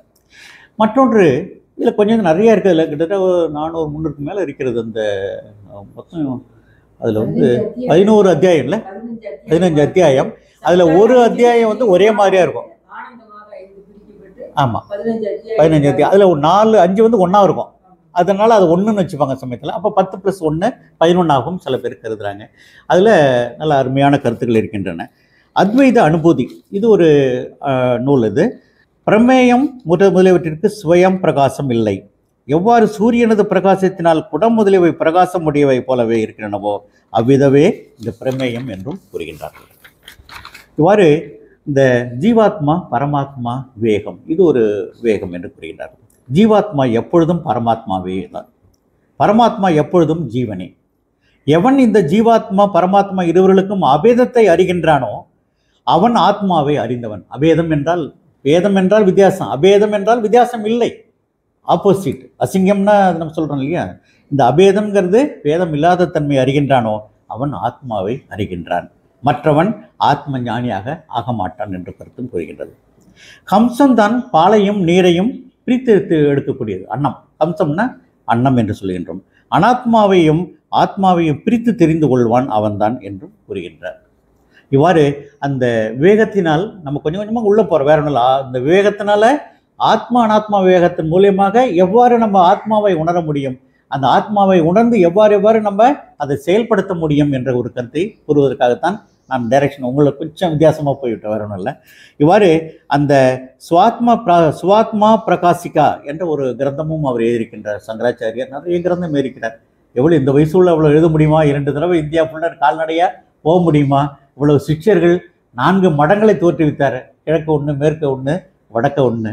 அதேமாதிரி 4 உண்மையான மடங்கள். 2 இடத்துல அவர்களுடைய கேரளாக்காரங்களே நம்பூதிரிகளை கொண்டு போய் பூஜை வச்சார். பத்ரிநாத்லையும் இன்றும் அந்த நேபாளத்திலே உள்ள காட்மண்டிலையும் பார்த்தோம்னா நம்பூதிரிகள் தான் அங்கே போய் பூஜை பண்ணுறாங்க. இங்கே இருக்கிற அந்த பிராமின் அவ்வளவு அற்புதமாக பண்ணியிருக்கின்றார். இந்த சுவாத்மா பிரகாசிக்காவில் இந்த வெள்ளமானது மாவை வியாபித்து கொண்டு தித்திப்பை எவ்வாறு மாவுகளுக்கு எல்லாத்தையும் கொடுக்க, ஒவ்வொரு மாவும் அந்த தித்திப்பை பெறுகின்றதோ அப்படியே பரிபூர்ண அந்த ஆத்மா அந்த ஜகத்தை வியாபித்து கொண்டு ஆனந்தத்தை ஆசைப்படுவதில்லை என்று கூறுகின்றார். இந்த இவ்வாறு அழகாக இந்த பிரகரண கிரந்தங்களிலே சங்கராச்சாரியார் ஒவ்வொரு 2-3 எக்ஸாம்பிள் தான் ஒவ்வொன்று எடுத்திருக்கிற நிறைய அழகான கருத்துக்களை அங்கே கூறுகின்றார். இவன் தட்சிணாமூர்த்தி அஷ்டகத்திலே பார்த்தீங்கன்னா நிறைய கருத்துக்கள் அங்கே இருக்குது. அது வெறும் அத்வைத கருத்துக்கள் தான். அதில் அழகாக எழுதுவார். அதில் பார்த்தீங்கன்னா நிறைய ஒரு குடத்துக்குள்ளார எவ்வாறு விளக்க வச்சோம்னா அந்த ஓட்டத்தை வழியாக எவ்வாறு விளக்கு தெரிகின்றதோ அதே மாதிரி அந்த ஆத்மாவுடைய பிரகாசம் இருக்கிறது என்று சொல்வார். ஒவ்வொன்று அதில் நிறைய அதிலே நிதித்தியாசனம் வருகிறது. அதே மாதிரி மற்றொரு சரஸ்வதியை பற்றி ஒரு நூல் ஒரு பாடல் இருக்கிறது. அது கமலஜாயுத அஷ்டகம் என்று நினைக்கின்றேன். அது சிங்கேரியுடைய அவங்க எழுதுனது தான் இது. அதுலேயும் நிறைய அந்த கருத்துக்கள் இருக்கிறது. இதை முடிச்சிடும், ஒரு 10 நிமிஷத்தில் முடிச்சிடும். இந்த பகவத்கீதை அடுத்ததாக நம்ம பிரஸ்தான திரையத்திற்கு வருகின்றோம். பகவத்கீதையில சொல்ல வேண்டாம், அந்த 2வது அத்தியாயத்தில் பார்த்தீங்கன்னா ஐயா சொன்ன மாதிரி அந்த ஞானி ஆகிவிட்டான் மொத்தம். அப்படின்னா அந்த ஞானிக்கு எதுவுமே தெரியறதில்லைன்னு சொன்னீங்க. எதுவுமே அந்த எவ்வாறு கால்சியம் கார்பனேட் இருக்கிறதோ அது மட்டும் தான் தெரியும். அந்த முக்கோணம்லாம் தெரியாது அவருக்கு. அதே மாதிரி தான் அந்த 2வது அத்தியாயத்தில் சித்தப்பிரஞ்சன் என்று சொல்வார். அவர் அந்த சித்தப்பிரஞ்சன் பிரஞ்சன் என்று சொல்வார். அதாவது அதே தான், வேற ஒன்றும் அர்த்தம். அதில் அர்ஜுனன் கேட்பார் அந்த கொஸ்டின். அப்படின்னா அவர் எப்படி உலகிலோடு இருக்க முடியுமா? அந்த சித்தப்பிரஞ்சனை தனியாக இருப்பாரா? அவர் எந்த செயலும் தெரியாதா அப்படின்னு கேட்பாரு அர்ஜுனன் கிருஷ்ணனை பார்த்து. இல்லை, நார்மலாக எப்படி இருக்கா நீங்கள் சொன்ன மாதிரி தான். அந்த நார்மலாக என்னென்ன டியூட்டி செய்வாங்களோ அவங்க எல்லாத்தையும் செஞ்சுட்டு தான் இருப்பாங்க. ஒன்லி திங் இது டிஃப்ரென்ஷியேட் பண்ண மாட்டாங்க. இந்த வர்ணங்களை வெளியில் உள்ள இந்த ரூபங்களை அவங்க டிஃப்ரென்ஷியேட் பண்ணிக்க மாட்டாங்க. அதனால் வருத்தப்பட மாட்டார்கள் என்று அது 2வது. அதான் அமணிபாவம் என்று அர்த்தம். அதே இன்னொரு இடத்துல அமணிபாவம் என்று சொல்வார். அந்த அமணிபாவம் தான் மனம் எந்தவித சலனம் இல்லாமல் இருப்பதற்கு பேர் அமணிபாவம் என்று சொல்கின்றோம். இவ்வாறு அந்த பகவத்கீதையிலே நிறைய வேதாந்த கருத்துக்கள் கூறப்படுகின்றன. வேதாந்தம் தான், அது வேற ஒன்றும் இல்லை. இட் இஸ் அன் ஃபுல்லாக உபநிஷதங்களுடைய கருத்து தான் அது. சில இடத்துல ரெப்படிஷனாக இருக்கும், சில இடத்துல பார்த்தீங்கன்னா கொஞ்சம் அதிகமாக ஸ்ட்ரெஸ் பண்ணுவார். வேற ஒன்றும் இல்லை. அவ்வளோ அற்புதமான அந்த பகவத்கீதை ஒரு டாக்டர் ரொம்ப உடம்பு சரியில்லைன்னு போனான்னா, ஏன்பா இந்த இதுக்கெல்லாம் நீ ஒன்றும் வரவேண்ணா, இனிமேலாம் வராத, பகவத்கீதை போய் படி, அதில் எல்லா வைத்தியமும் எல்லாம் இருக்குது, அதில் போய் நான் சரியாக போடும் அப்படின்னாரா டாக்டரு. அவ்வாறு அந்த பகவத்கீதை ஒரு மனிதன் வாழ்க்கையில் படிக்க வேண்டியது திருவாசகம், அது பகவத்கீதையும் திருக்குறளும் படிக்க வேண்டும் என்று சொல்வார்கள். அவ்வாறு அதில் உள்ள கருத்துக்கள் அதை இல்லை, படிக்கிறதோடு இல்லை, அது திரும்பி நம்ம கொஞ்சம் கொஞ்சமாக அதை செயல்பாட்டுக்கு நாம் கொண்டு வர வேண்டும். விஷயா வினி வர்த்தந்தி அந்த ஸ்லோகத்தை நான் சொல்லவில்லை முன்னாடியாக இருக்கிறதுனால. இதில் என்ன சொல்கிறேன்னா, புலன்கள் பொருட்களை நாடாமல் தடுப்பவனுக்கு அனுபவங்கள் இல்லை, ஆனாலும் அவற்றின் வசீகரம் விலகுவதில்லை. ஆன்மாவை கண்ட பிறகே அந்த வசீகரம் விலகுகிறது என்று சொல்கின்றார். வசீகரம்னா வேற ஒன்றும் ரசம் என்று பெயர். என்ற வார்த்தையை மிகவும் சிந்திக்கத்தக்கதாகவும், பொருட்கள் அருகில் வந்துவிட்டால் புலன்கள் கிளர்ந்து எழுகின்றன, ஏனெனில் வசீகரம் உள்ளது. அதாவது சில பேர் இந்த ஞானிகளுக்கு என்னென்னா, பர்ஃபெக்டாக ஞானி ஆகிட்டேன்னா பரவாயில்ல, அந்த ஒரு டயத்தில் போகும்போது பக்கத்தில் உள்ளவங்க என்ஜாய் பண்ணுறாங்களே அப்படின்னு அந்த மனசு என்னாகும், சலனம் ஏற்படுகிறது. அவ்வாறு இந்த பகவத்கீதையிலே மற்றொரு இதிலிருந்து 2வது அத்தியாயத்தில் 62, 63 ஸ்லோகத்தை பார்க்கும்பொழுது, பொருட்களை நினைப்பதால் அவற்றின் மீது பற்று ஏற்படுகின்றது. பொருட்கள் நினைக்கிறதுனால பற்று ஆசையாக மாறுகிறது. ஆசையால் கோபம் வருகிறது, கிடைக்கலன்னா கோபம் வருது. கோபத்தினால் என்ன ஆகுது? மனமயக்கம் ஏற்படுகிறது. மனமயக்கத்தினால நினைவுகள் தழுப்புகிறது. நினைவு நழுவுவதால் வேகமும் போய்விடுகிறது. பகுத்தறிவு போய்விடுகிறது. சீர்கேடு அடைந்து விடுகிறது. எவ்வாறு ஒவ்வொன்றோட ஒன்று லிங்க் பாருங்கள். இந்த வேகத்தை எது டெஸ்ட்ராய் பண்ணுறதுங்கிறதையும் நம்ம உணர வேண்டும். பகுத்தறிவு சீர்கட்டினால் மனிதனும் அழிகின்றான் என்று கூறுகின்றார். அந்த இன்னொரு இதிலிருந்து 3:64 ஒன்று சொல்லுகின்றார். ராகத்வேஷ வியக்தைஸ்து விஷயான் இந்திரியச்சரன் ஆத்மவச்சிய விதேயாத்ம பிரகாசம் அதிசக்தி என்று ஒரு ஸ்லோகம் இருக்கின்றது பகவத்கீதையிலே. இதனுடைய பொருளை பார்க்கும்பொழுது, விருப்பு வெறுப்பு நீங்கியவனும் தனக்கு வசப்பட்டமான புலன்களால் பொருட்களை அனுபவிக்கக்கூடிய மனப்பக்குவம் பெற்றவன் மனத்தெளிவு பெறுகின்றான். தன்னுடைய விருப்பு வெறுப்பு இருக்கக்கூடாது, ராகத்வேஷம் இருக்கக்கூடாது.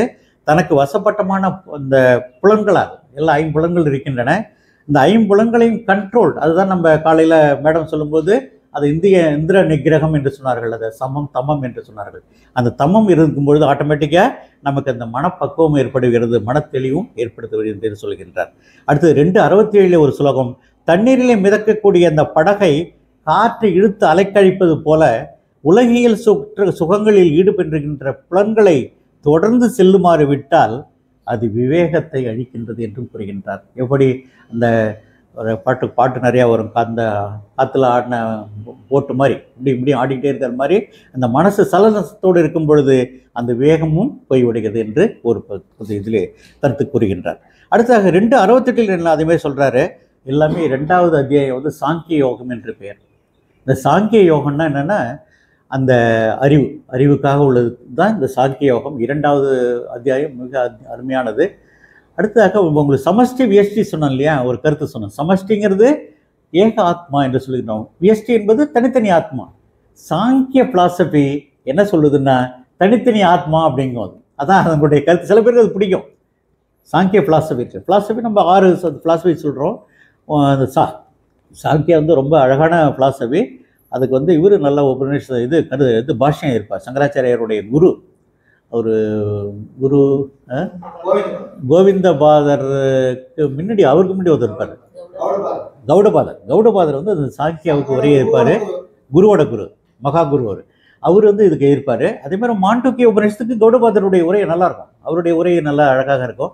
அதேமாரி அவர் என்ன சொல்லுவாருன்னா அந்த சாங்கிய பிலாசபியில் சாங்கியா வந்து ரொம்ப பிடிக்கும். சங்கராச்சாரியருக்கு ரொம்ப பிடிக்கும். அந்த சாங்கிய பிலாசபியில் சிலது நல்லாயிருக்கும், சில கருத்துக்கள் நல்லா இருக்கும் அதில்.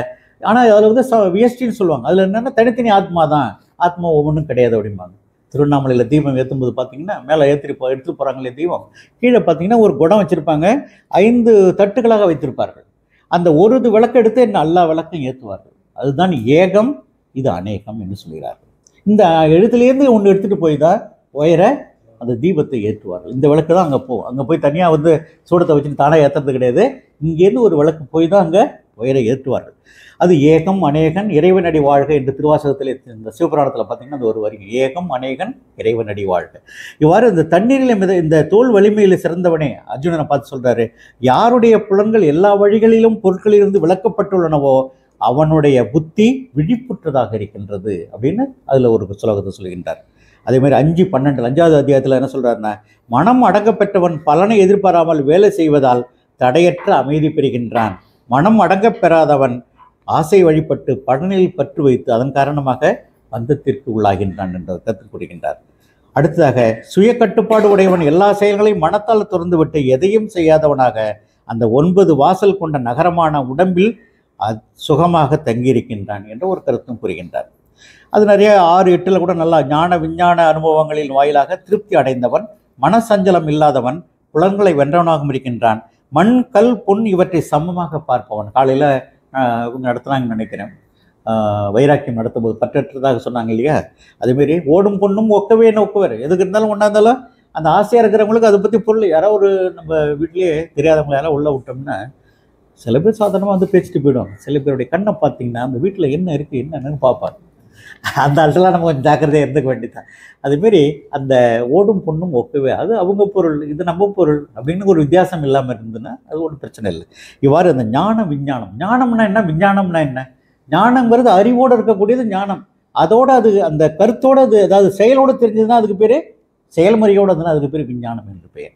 இவ்வாறு அந்த ஞான விஞ்ஞான அனுபவங்கள், ஞானம் என்றால் கற்றுக்கிறோம் சரி, ஆனால் அதை நம்ம உணர்வுபூர்வமாக உணர வேண்டும். செயல்முறை, அதால் தானே விஞ்ஞானம் என்று நம்ம சயின்ஸுக்கு இன்னொரு பேர் விஞ்ஞானம் சொல்கிறோம். அது ஏன் செயல்முறையோடு இருக்குது, ப்ராக்டிக்கல் இருக்குது. அதனால் அதுக்கு விஞ்ஞானம் அனுபவங்களின் வாயிலாக திருப்தி அடைந்தவன், மனசஞ்சலம் இல்லாதவன், புலன்களை வென்றவன், மண் கல் பொன் இவற்றையெல்லாம் சமமாக பார்க்கக்கூடியவன் என்று மற்றொரு சுலோகத்திலே இவர் அழகாக நம்முடைய கிருஷ்ண பரமாத்மா பகவத்கீதை கூறுகின்றார். அடுத்ததாக இந்த பிரஸ்தானத்திரத்தில் உபநிஷதங்களில் கொஞ்சம் பார்க்கலாம். இந்த 10 உபநிஷதம் மட்டும் பார்ப்போம், பாக்கி நிறைய வேண்டாம். 10ல் ஒரு 5-6 தான் எடுத்துருக்கிறேன். இந்த ஈசாவாசிய உபநிஷதம் சொல்கிறேன். அதில் வந்து ரொம்ப சின்ன இருக்கத்திலே மிகச்சிறியது ஈசாவாசிய உபநிஷதம். அதில் தான் இந்த எடுத்தோடனே முதல்ல சொன்னல ஈசாவாசியம் இதம் சர்வம் முதல்ல பார்த்தீங்கன்னா அதில் தான் வருவதில்லை. அதேமாரி சூரியனுடைய பாடல் மிக அழகாக அதில் ஒன்று இருக்குது. இப்போ 8வது 9வது ஒன்று இருக்கும் அதில். அதேமாரி மிக அருமையான கருத்துக்கள். ஆனால் இது பிராமண பாகத்திலே வரக்கூடிய உபநிஷதம். உபநிஷதங்கள் என்பால் எப்பவுமே வேதாந்த கடைசியில் இருக்கும். ஆனால் இது வந்து பிராமண பாகம், பிராமண மந்திரத்து பாகத்திலே இருக்கும். அதனால் நிறைய பேர் இந்த யாகம் வளர்க்கும்போது இந்த மந்திரத்தையே சொல்லுவாங்க. இந்த ஈசாவாசியத்தையும் மந்திரத்தை உபயோகப்படுத்துவார்கள். எப்பொழுதுமே வேதங்களுடைய கடைசி பாட்டு தான் நம்ம உபநிஷதங்கள் என்று சொல்லுகின்றோம். சிலது வந்து அந்த மந்திர பாகத்திலும் இருக்கக்கூடியது. அவ்வாறு அந்த ஈசாவாசியத்தில் என்ன சொல்கிறாருன்னா, அந்த ஆத்மா அசைகின்றதாகவும் மேலும் அதுவே அசையாததாகவும் இருக்கின்றது. ஆத்மா ஒரு இடத்துல சொல்கிறாரு அசைகிறது என்று சொல்கிறாரு, அதுவே அசையாததாகவும் இருக்கின்றது. இதுதான் நான் சொன்னேன் உங்களுக்கு. அந்த பாஷ்யம் இல்லை என்றால் இதை உணர முடியாது. அதேமாரி சுயமாக அசைவில்லாதாக இருப்பினும் அசைவதை போல தெரிகின்றது என்று அர்த்தமாகும். அஞ்ஞானிகளால் அடைய முடியாதாக இருப்பதால் அது தூரத்தில் உள்ளது ஆத்மா இருக்கிறது. ஞானிகளுக்கு அது அறியப்படுவதால் மிகவும் சமீபத்தில் உள்ளது. இது பாஷ்யம் எழுது. இந்த 2 வரையும் கடைசியாக உள்ளது. அது முதல்ல உள்ள மட்டும்தான் சொல்லுவார். அவர் சொல்லிட்டு போயிடுவார். யார்? ஈஷாவாசியத்தில். ஆனால் நம்ம அந்த பாஷ்யத்தில் தான் நமக்கு அறிய முடிவது எப்படி அடைய முடியும், எப்படி அடைய முடியாது என்று கூறுவார். அடுத்ததாக 7வது இந்த ஸ்லோகத்தில் பார்த்தீங்கன்னா, அனைத்து உயிர்களும் பரமாத்மா ஆத்ம தரிசனங்களை பரமார்த்த வஸ்துவை ஆத்மாகவே விசேஷமாக அறிகின்றவனுக்கு சோகம் இல்லை, மோகம் இல்லை என்று ஒரு ஸ்லோகத்திலே கூறுகின்றார். அந்த ஆத்மா எங்கும் நிறைந்தது, காயங்கள் அற்றது, புண்ணிய பாவங்கள் அற்றது, அனைத்திற்கும் மேலாக அது தானாகவே தோன்றியது. அது ஒரு அனாதி என்று சொல்கின்றோம்.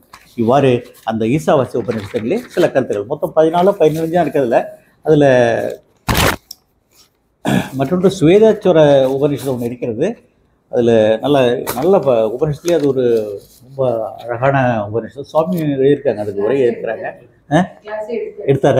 நல்ல அற்புதமான அது நல்ல அவருடைய நூல் ஒன்று நல்லாயிருக்கும், அதில் படிச்சிருக்கேன் நான். அதில் நிறைய ஆத்ம கருத்துக்கள் நிறைய இருக்கிறது. கேன உபநிஷதம்.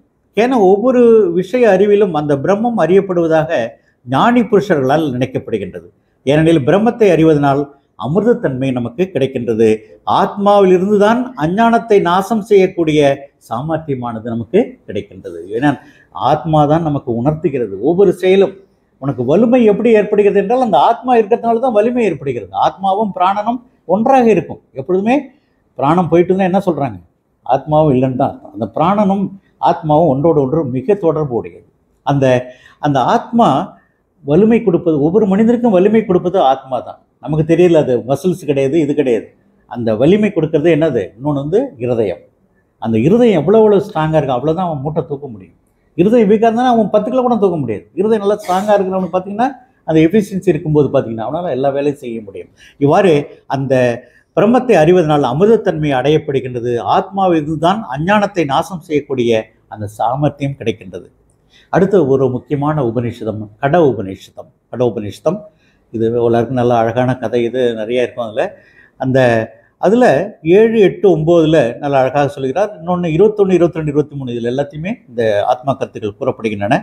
அந்த எந்த ஆத்ம தத்துவமானது பல மனிதர்களுக்கு கேட்பதற்கு கூட கிடைப்பதில்லையோ அதற்கு அந்நியமாக அநேக மனிதர்களுக்கு கேட்பதற்கும் வாய்ப்பு கிடைக்கிறது. அப்போ இதெல்லாம் நமக்குலாம் யார் நம்பலாம்? ஒரு பாக்கியம் செய்ததுனால தான் இது நமக்கு இந்த ஞானம் வருகிறது. இல்லைன்னா இந்த நேரத்தில் வேற எங்கேயாவது நம்ம வேற ஒரு வேலை செஞ்சுட்டு போய் என்னப்பா இது அப்படி ஒன்றுமே புரியலையே அப்படின்னு சில பேர் சொல்லிடுவாங்க. ஆனால் புரிந்ததோ புரியலையோ உட்கார்ந்து கொஞ்சம் கொஞ்சமாக நாம் அதை கொஞ்சம் கொஞ்சமாக உள்ளே போயிட்டே இருக்கிறோம். வாழைப்பழத்தில் ஊசி போகிற மாதிரி போயிட்டு இருக்கோம். அந்த பக்குவ ஆன்மாவை பொறுத்து அது அவங்களுக்கு புரியும். சில பேருக்கு உடனே புரியும், சில பேருக்கு கொஞ்சம் லேட்டாக புரியும். அதேமாரி அந்தந்த நம்முடைய நிலை எப்படி இருக்குதோ அதுக்கு தகுந்த மாதிரி இது புரியும். அவ்வாறு அந்த மனிதர்களுக்கு கேட்பதற்கு கூட வாய்ப்பு இல்லை. அந்த எந்த ஆத்மாவை அநேக பாக்கியமற்றவர்கள் சுத்தப்படாத அந்த கரணத்தை உடையவர்கள் அறிவதில்லையோ அந்த கரணம் அவங்களுக்கு அந்த கரணம் சுத்தப்படவில்லை. மேலும் இந்த ஆத்ம தத்துவத்தை சொல்லக்கூடிய ஆச்சாரியர்கள் மிகவும் குறைவாக இருக்கிறார். அது வேற ரொம்ப முக்கியம். சில ஆச்சாரியர்கள் போட்டு குழப்பறவங்களாம் இருக்கிறாங்க. சில ஆச்சாரியர்கள் தெளிவாக சொல்லி நமக்கு அப்படியே வெறும் எளிதாக சொல்லப்போம். இதானே இந்த வேதாந்த கருத்துக்களை புரிய வைக்கிறது சாதாரண காரியம் அல்ல. என்று பார்த்தால் நம்மளை விட கெட்டிக்காரனா வெளிநாட்டில் இருக்கிறான். இல்லை, வெளிநாட்டில் கிரேக்க நாட்டிலெல்லாம் பார்த்தீங்கன்னா இந்த வேதாந்தம் படித்தவங்க நிறையா இருக்கிறாங்க. ஒரு கிரேக்க நாட்டில் பார்த்தீங்கன்னா 5 லட்சம் பேர் இந்தியனை மாறிட்டாங்க, இந்து மக்களை மாறிட்டாங்க. உடனே அங்கே இருக்கிறவங்களாம் கோர்ட்டில் கேஸ் போட்டான். அவங்க கோர்ட்டில் என்ன சொல்லிட்டான்? அது அவங்கவுங்க இஷ்டம், அதை மாறிக்கலாம் அப்படின்ட்டான். அதனால் இன்றைக்கி அங்கே ஒரு இந்துக்கள் மட்டும் 5 லட்சம் பேர் மாறி இருக்கிறாங்க. இதுலேருந்து கிறிஸ்டியன்ஸுக்கு மாறி இருக்கிறாங்க.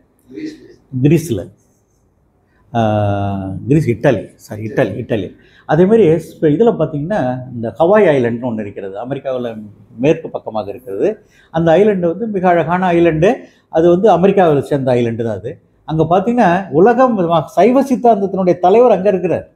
அவர் ஒரு பெரிய சிதம்பரம் கோயிலுக்கு வருவார். அதில் பார்த்திங்கன்னா 5 அடி 6 அடி உயரமாக இருப்பார். அப்படியே பார்த்திங்கன்னா அப்படியே பழம் மாதிரி வருவார். அந்த சிவ பட்டையெல்லாம் போட்டுட்டு வந்தீங்கன்னா அவர் இந்த உலக சைவ சித்தாந்தத்தினுடைய தலைமை அங்கே இருக்குன்னா எப்படி இருக்குன்னு பார்த்துங்க. நீங்கள் இந்தியாவில் உருவானது, அவர் அதில் ஈடுபாடாக இருக்கின்றார். அவ்வாறு அந்த ஆச்சரியமான நமக்கு ஆச்சாரியர்களும் நமக்கு சுத்தமான ஆச்சாரியர்கள். அதனால தான் குரு டக்குன்னு யாருக்கிட்டையும் போயிடக்கூடாது. குருவை நம்ம நன்றாக யோசனை செய்து இந்த குரு நமக்கு சரியாக வருவாரா அப்படின்னு பார்த்து அந்த குருவோட நாம் சேர வேண்டும். அவ்வாறு அந்த அற்புதமானவர்கள் அநேகர்கள் மத்தியில் ஒருவர் தான் வக்தாவாக இருக்கின்றார். ஆத்ம தத்துவத்தை கேட்டாலும் ஒரு நிபுண ஞானத்தை அடைகின்றான், அந்த ஞானத்தை அடைகின்றான் என்று கூறுகின்றார். இவ்வாறு இந்த கட உபநிஷத்தில் நல்ல கருத்துக்கள் கூறப்படுகின்றது. அடுத்ததாக பிரச்சனை உபநிஷதம். இது ஒரு கேள்வி கேட்கக்கூடிய பிரச்சனைன்னா கேள்வி 1 2 3 6 அதேமாதிரி ஒவ்வொருத்தரும் 6 இருக்குது. மொத்தம் 6 பேர் சிஷ்யர்கள் வரார்கள். இந்த பிப்பிலாத மகரிஷியை பார்க்கின்றார்கள். ஒவ்வொரு சீடனும் ஒரு கேள்வியை கேட்கின்றார். ஒவ்வொன்றுக்கும் 6 மந்திரமும் 7 மந்திரமும் இருக்கிறது. அதனுடைய கூட்டு தான் இந்த பிரச்சனை உபநிஷதம். வேறு எல்லாமே கேள்வியாக இருக்கக்கூடியது. இதில் என்ன கேள்வி கேட்குறா, இந்த பிராணனானது ஆத்மாவிலிருந்து உற்பத்தி ஆகின்றது என்று சொல்கிறான். எவ்விதமாக இந்த புருஷனிடம் நிழல் உண்டாகிறதோ, மனிதனிடம் நிழல் உண்டாகிறதோ, அதுபோலத்தான் இந்த ஆத்மாவிலிருந்து தான் இந்த பிராணன் ஏற்படுது என்று சொல்கிறார். இந்த பிராணனில் பிராணன், அபானன், வியானன், பஞ்சபிராணம் மொத்தம் 5 இருக்குதுல. பிராணங்கிறது நம்ம உள்ளறிந்து வெளியில் இழுக்கிறது, உள்ளே இழுக்கிறது இன்ஹாலேஷன். வெளியில் போகிறது அபானன் என்று சொல்லுகின்றோம். இந்த வயிற்று பகுதியில் இருக்கிறது வியானன் என்று சொல்லுகின்றோம். மற்றொன்று இந்த இறக்கும்போது உதாரணம் வந்து இந்த இறக்கும்போது தான் அது வெளியில் வரும். அது அப்போ தான் அது வெளியில் வரக்கூடியது. அது அந்தந்த புண்ணியாத்மா மாதிரி சில பேர் கபால மோஷன் சொல்லுவாங்க, அங்கே வேலை வந்துட்டு வரும்பாங்க. சில பேர் அது கண்ணில் வரும்பாங்க. அதேமாரி இந்த முகத்துக்கு மேலே போச்சுன்னா நல்ல ஆத்மான்னு சொல்லுவோம். அது சில ஆத்மாவுக்கு கீழ்ப்பக்கமாக போயிடும். அந்த கீழ்ப்பக்கமாக பிறப்பொறுப்போ இல்லை வந்து மலதுவாரம் வழியாக அந்த ஆவி உயர்த்திட்டு தான் அது மோசமான ஆத்மா என்று சொல்வார்கள். இவ்வாறு அந்த ஆத்மாவினிடத்தில் இந்த பிராணன் வியாபித்துள்ளது. செய்யப்பட்ட சங்கல்பங்களிலிருந்து இது சரீரத்தில் இது சங்கல்பங்களினால் இந்த சரீரத்திலே பிரகாசிக்கின்றது என்று சொல்லுகிறார், பிரவேசிக்கின்றது சொல்கிறார். இவ்வாறு அந்த பிரச்சனை உபரிசில் 1 2 தான் நிறைய கருத்துக்கள் இதில் இருக்குது. நமக்கு விவேகத்துக்கு தகுந்த மாதிரியும் ஆத்மா உணரக்கூடியதாக இருக்கிறது மட்டும்தான் நம்மளுக்கு இதில் நான் செலக்ட் பண்ணேன். அதேமாரி இந்த முண்டக உபனிஷதம். இந்த முண்டக உபனிஷம், முண்டகம் என்றால் மொட்டைன்னு அர்த்தம், வேறு ஒன்று தலையில் மொட்டை அடித்ததுனால இதுக்கு பேர் இந்த முண்டக உபனிஷதம் என்று பெயர். இதில் 1வது முண்டகம், 2வது முண்டகம், 3 முண்டகம் இருக்கிறது. ஒவ்வொரு முண்டகத்துக்கும் 2 டிவிஷன் இருக்குது. அப்போ 3 2 6 டிவிஷன் அங்கே இருக்கிறது. இந்த ஆத்மாவானது அதில் என்ன சொல்லுதுன்னா, இந்த ஆத்மாவானது நித்தியமாக எல்லா காலங்களிலும் சத்தியத்தினாலும் தபசினாலும் பிரம்மச்சாரியத்தினாலும் தெளிந்த நல்ல ஞானத்தினால் மட்டுமே அமையப்பட்டக்கூடியதாக ஆகும். சந்நியாசிகள் பார்க்கின்றார்களோ இந்த எந்த ஆத்மாவை சித்து தோஷங்கள் நாசமான சந்நியாசிகள் பார்க்கின்றார்களோ அவ்வளவாக இந்த ஆத்மாவை ஜோதிமயமாக சுத்தமானதாக சரீரத்தின் உள்ளே அது இருக்கின்றது என்று கூறுகின்றார். இதில் இந்த ஆத்மாவானது நித்தியமாக எல்லா காலங்களிலும் சத்தியமானதாகவும் தபசினாலும் பிரம்மச்சாரியத்தினாலும் தெளிந்த நல்ல ஞானத்தினாலும் மட்டுமே அமையப்படக்கூடியதாக ஆகும். எந்த ஆத்மாவை சித்து தோஷங்கள் நாசமான சந்நியாசிகள் பார்க்கின்றார்களோ அவ்வாறான இந்த ஆத்மாவை அவர்கள் ஜோதிமயமாக சுத்தமான சரீரத்திலே அவருக்கு உள்ளாரே இருக்கும் என்று கூறுகின்றார். இந்த முண்டக உபனிஷத்தில் மற்றொன்று 3 2 9 இந்த இதில் என்னென்னா, பிரம்ம வேத பிரம்மைவை வெதி என்ற ஒரு வாக்கியம் இருக்கிறது. பிரம்மத்தை அறிந்தவன் பிரம்மமாவே ஆகின்றான். அவன் வந்து பிரம்மமாக ஆகி மாடுகிறான். எப்பொழுது வந்து அதாவது அந்தந்த உணர்வு தான், வேற ஒன்றும் இல்லை. தபசியாக இருக்கிறவன் தபத்தை நினச்சுன்னா தபசி ஆகிடுறான். ஓங்கார உபாசனையின் மூலம் பிரம்மத்தை அறிதல் ரொம்ப முக்கியமானது இதில் கருத்து கூறப்பட்டுள்ளது. இதில் 2வது மந்திரம் இந்த அனைத்திலுமே பிரம்மமாகும். இந்த அதாவது இப்போ காலையில் அம்மா அவங்க சொன்ன மாதிரி அந்த ஓம் பிரணவ மந்திரம் சொல்லும் பொழுது எங்களுடைய சுவாமியாக தான் சொல்லிட்டு இருப்பார், டெய்லி அந்த அபியாசம் பண்ணணும்பார். அந்த ஓம் அபியாசம் பண்ண இந்த வாசனைகள், ஐயா கேட்ட மாதிரி அந்த வாசனைகள்லாம் கொஞ்சம் கொஞ்சமாக எட்ட ஓடிடும். கொஞ்சம் கொஞ்சமாக, அதாவது எண்ணங்கள் தானே உள்ளே இருக்காது. தேவையில்லாத எண்ணங்கள் ஏதோ ஒரு சிறு வயசுலேயோ இல்லை பூர்வ வயதுலேருந்து நமக்கு வந்திருக்கலாம். இல்லை நம்மளுடைய சொசைட்டி அந்த தேவையில்லாத எண்ணங்கள் எல்லாம் உள்ளார ஏற்படுத்தியிருக்கலாம். இந்த வாசனைகள், கெட்ட வாசனைகள் எவ்வாறு போகும்னா இந்த இதுதான் பிரணவ மந்திரம் தான். இந்த ஓம் பிரணவ மந்திரத்துக்கு அது அவ்வளோ சக்தி இருக்கிறது. அந்த உபாசனை எப்படி வேணாலும் நினச்சி பண்ணலாம். நீங்கள் பண்ணிவிட்டு அந்த ஓம் ஓம் ஓம் ஓம்னு வேகமாக சொல்கிறது, கொஞ்சமாக அப்புறம் என்ன பண்ணணும், இடைவெளி விடணும்.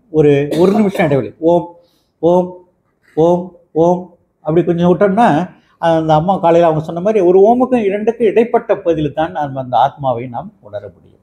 அப்போ பார்த்தீங்கன்னா அது பிளாங்காக இருக்கும் அந்த இடத்துல. அப்போ அந்த ஆத்மா நமக்கு கொஞ்சம் கொஞ்சமாக உணர முடியும். அதனால் இதில் என்ன சொல்கிறது, இந்த ஓங்கார உபாசனையின் மூலம் பிரம்மத்தை அறிதல் என்ற ஒரு கருத்து கூறப்படுகின்றது.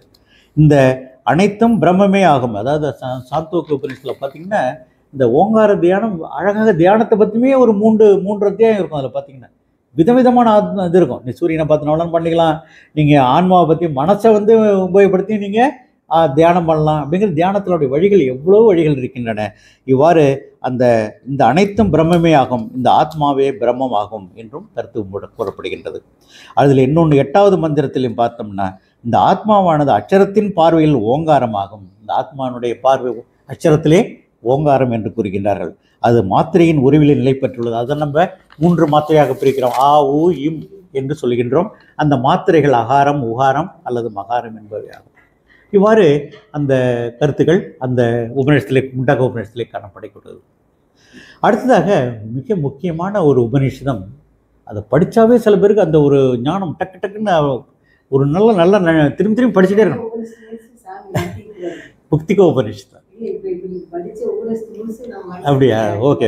முக்தி உபநிஷத்து நான் சாமி கூட ஒரு இது அனுப்பினேன் உங்களுக்கு, ஆன்லைனில் அனுப்பியிருந்தேன். கொஞ்சம் அவங்க நடத்துனாங்களான்னு தெரியல எனக்கு. இதில் அந்த முக்திக உபநிஷதம் வந்து மிக மிக அருமையான ஒரு நூல். அது 2 பாகமாக இருக்கின்றது. 1வது பாகத்தில் ஒரு ஜென்ரலாக இருக்கும். ஆனால் அது 2வது டிவிஷனில் பார்த்தோம்னா அதை படித்தோம்னாவே நமக்கு அந்த அப்படி ஸ்லோவாக, அதாவது எந்த இதுலேயும் அது படிக்கிறதுக்கு ரொம்ப ஈஸியாக இருக்கும். அந்த வேர்டும் கண்டினியூட்டியாக இருக்கும், அழகாக இருக்கும். அந்த முக்திக உபநிஷத்தில் அவ்வளோ அருமையான அந்த கருத்துக்கள் ராமர் வந்து இவனை படிக்க சொல்கிறார். அனுமானுக்கு சொல்லும்போது, இந்த ஒரு உபநிஷத்தை நீ படிப்போம், உனக்கு ஞானம் வந்து விடும் என்று சொல்லுகின்றார். அப்படி ஞானம் வரலன்னா மாண்டூக்கிய படி அப்படிம்பார். மாண்டிக்கியாவிலையும் வரலையா, அப்புறம் என்ன இந்த 10 படிப்பார். 10ம் படிச்சுட்டு அப்புறம் 108 படிப்பார். அவ்வாறு அந்த மிக முக்கியமான அந்த முக்திக உபநிஷதம் மனித முயற்சியினால் சுபமான மார்க்கத்தில் மனதை சேர்க்க வேண்டும் என்று கூறுகிறது. அசுபமான விஷயங்களில் நன்கு ஈடுபட்டுள்ள மனதை சுபமான இதில் வந்து மாற்ற வேண்டும், நிலை பெற வேண்டும். ஆகையால் வேகமுள்ள மனிதனாகிய நீ முயற்சியோடு போகம் செய்ய வேண்டும் என்ற இச்சையை, நீ முயற்சியோடு போகம் செய்ய வேண்டும் என்ற ஒரு இச்சையை தூரத்திலேயே தியாகம் செய்துவிட வேண்டும். போகம் வேண்டாம், போகம் தேவையில்லை. ஆகையால் வேகமுள்ள மனிதன் போகத்தை நிறுத்திவிட வேண்டும் என்று கூறுகிறார். இவ்வாறு இந்த உபநிஷதங்களுக்கு முக்கியமான உபநிஷதம் என்று நாம் எதை சொல்கிறோம் என்றால், சாந்தோக்கிய உபநிஷத்தையும் பிருகதாரண்யம் சொல்கின்றோம். பிருகதாரண்யம் தான் பிருகண்ட பெருசு இருக்கிறதுலே பெரிய உபநிஷதம். அதான் இந்த 108ல் மிகப்பெரியது அந்த பிருகதாரண்ய உபநிஷதம். அந்த பிரகதீஸ்வரர்னு எதுக்கு சொல்கிறோம், அந்த சுவாமி வந்து பெரியசாக இருக்கிறதுனால தஞ்சாவூரில் அந்த பிரகதீஸ்வரர் என்று சொல்கின்றோம். அதனால தான் அந்த சமஸ்கிருத வேர்டு தெரிஞ்சோம்னா நமக்கு அந்த பிரகதீஸ்வரனா பெருசுன்னு தெரிஞ்சிடும். இந்த சாந்தோக்கிய உபநிஷத்தில் பிரஜாபதி தான் அதில் கூறுகின்றார். அந்த பிரஜாபதி ஆன்மா பாவமற்றது. அது வந்து இந்திரனுக்கு காலையில் யாரோ சொன்னாங்க, அந்த சுவாமி தான் சொன்னார் நினைக்கிறேன், 101 தடவை வர சொன்னான்னு சொன்னாங்க. அந்த இந்திரனை திருப்பி அனுப்பிட்டே இருப்பார் பிரஜாபதி. முதல்ல 31 வருஷம் போயிட்டு வாம்பார். அதில் ஒன்று சொல்லுவார், அது சரி வர, அவன் போயிட்டு திரும்பி வருவான். அடுத்தது 2வது 32 வருஷம் தள்ளி படிப்பார். அதேமாதிரி 101 வருஷம் கழிச்சு தான் அவர் இந்த ஆன்மாவனுடைய விளக்கத்தை அவனுக்கு சரியாக கொடுக்கின்றார். ஒருத்தவன் அசுரன், 2 பேரும் ஒன்றா வருவாங்க. அந்த அசுரனுக்கு அது சுத்தமாக வேணான்றார், அவனுக்கு சொல்லிக் கொடுக்கக்கூடாதுன்னே சொல்லிடுறாரு. ஏனென்றால் அவன் ஆன்மாவை உணரக்கூடாது என்று நினைக்கின்றார். ஆனால் இந்திரன் உணர வேண்டும் என்று நினைக்கின்றார். அதனால் இந்திரனை கொஞ்சம் கொஞ்சமாக திருப்பி அனுப்பி அந்த 101வது வருஷத்து தான் அவர் உண்மையான அந்த ஆன்மாவை சொல்லுகின்றார். அந்த ஆன்மாவை நான் உங்களுக்கு இப்போ சாந்தோக்கிய சொல்கிறேன். அவ்வாறு அந்த ஆன்மா பாவமற்றது, மூப்பற்றது, மரணமற்றது, கவலையற்றது, பசி தாகம் இல்லாதது, ஆசைகள் நிறைவேறப்பட்டது, சங்கல்பம் தடைப்படாதது, அதனையே தேட வேண்டும். இந்த ஆன்மாவை தேடி அறிந்தவன் எல்லா உலகங்களையும் அடைகின்றான் என்று சொல்கின்றார். அடுத்தது இன்னொரு பிரஜாபதி இந்திரனுக்கு என்ன சொல்கிறாருன்னா, இந்திரன் இந்த உடம்பு அழியக்கூடியது, மரணத்தின் பிடியில் தான் உள்ளது. ஆனால் மரணமற்ற உடம்பற்ற ஆன்மாவிடம் இருப்பிடம் இதுதான், உடம்பு தான் இருக்குது. உடம்பில் கட்டுப்படாதவனை இன்ப துன்பமும் தொடவில்லை அப்படின்னு சொல்லுவார்கள். அவ்வாறு இந்த ஆன்மாவையே தேவர்கள் தியானம் செய்தார்கள். அவங்களும் இதுதான் தியானம் பண்ணுறாங்க. ஏன்னா காலையில் சொன்ன மாதிரி அவங்க அந்த உலகத்துக்கு போனாலும் தேவர்களுக்கும் இந்த ஆன்மா தேவைப்படுது. அவங்களுக்கும் இந்த ஆன்மாவே தேவர்கள் தியானம் செய்கிறார்கள் என்று சொன்னார். அதனால்தான் எல்லா உலகங்களுக்கிலும் அவர்கள் வசத்தில் உள்ளன. அதனால தான் அவங்க வந்து எல்லா உலகத்தையும் கட்டி ஆளுகிறார்கள், எல்லா விருப்பங்களையும் நிறைவேற்றுகின்றார்கள். இவ்வாறு இந்த பிரஜாபதி இந்திரனுக்கு கூறுகின்றார். அடுத்ததாக பிருகதாரண்ய உபநிஷதம். இந்த பிருகதாரண்யத்தில் யாக்ஞவல்யர் மிக அருமையான ஒரு ஞானி. அந்த உபநிஷதங்கள்லேயே பெரிய ஆள் அவர் வந்து அவரை தனியாகவே வச்சுக்கலாம் அவரை.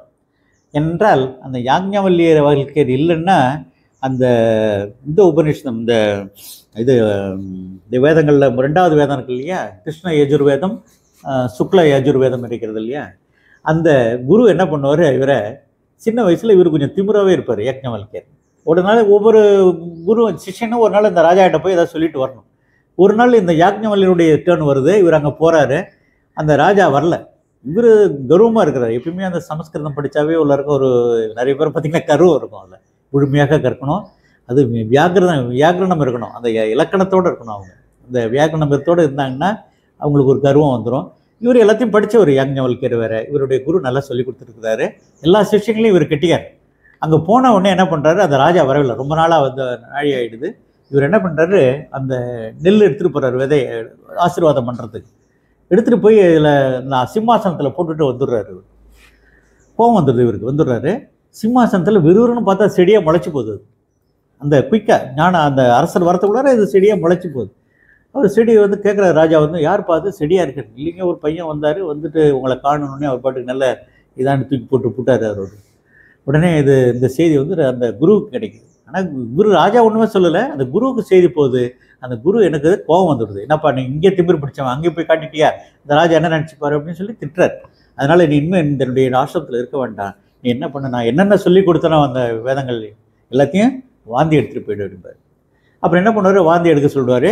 அந்த சிஷ்யர்களெல்லாம் என்ன பண்ணுவார், இந்த தத்திரி பறவை, இந்த நம்மளுடைய தவிட்டுக்குருவின்னு சொல்கிறோம் இல்லையா, அந்த தவிட்டுக்குருவியை விட்டு எல்லாத்தையும் சாப்பிட சொல்லுவார். இவருக்கு ஒன்றுமே அது இருக்காது.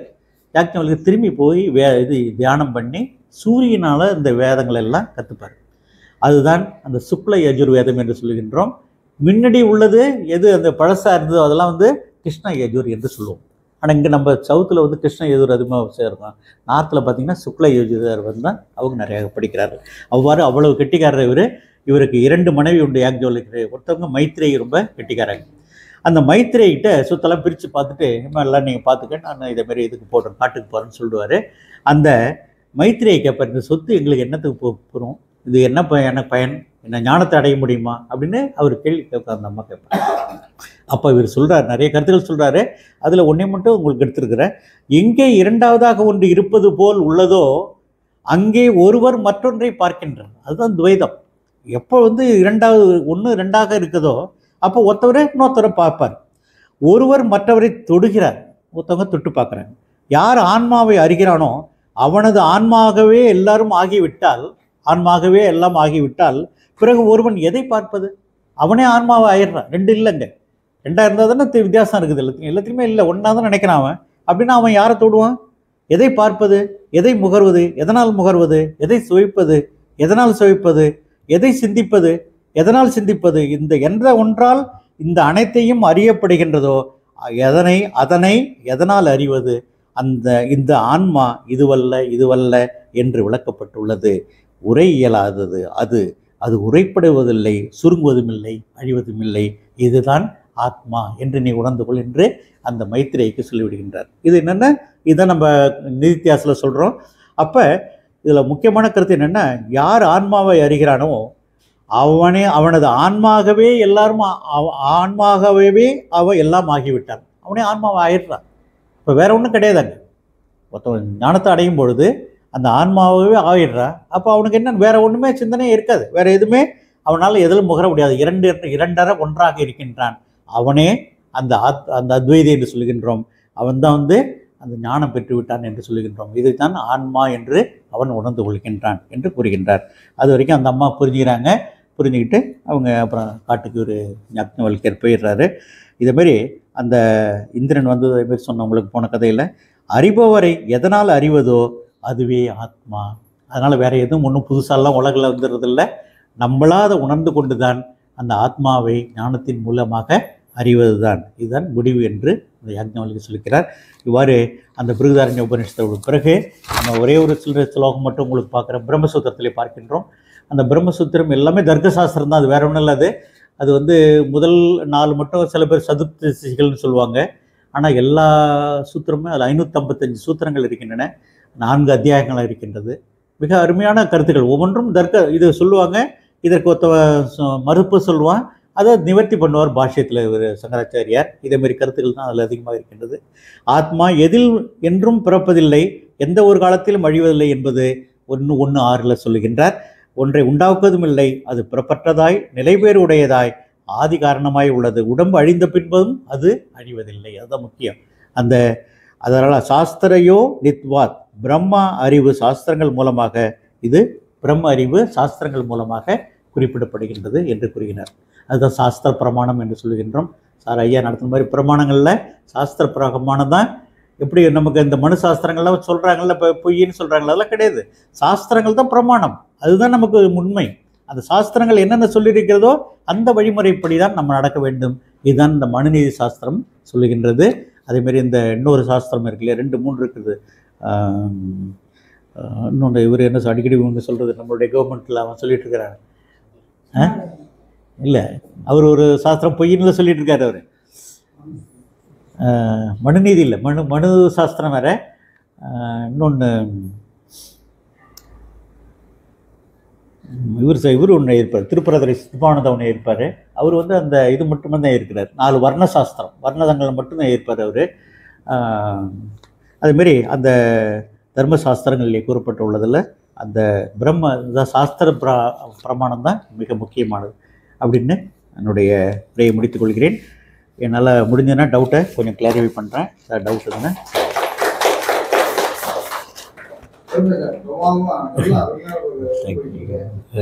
அதாவது அபரோக்ஷ அனுபூதி, விவேக சூடாமணி, அஷ்டாவக்ர கீதை,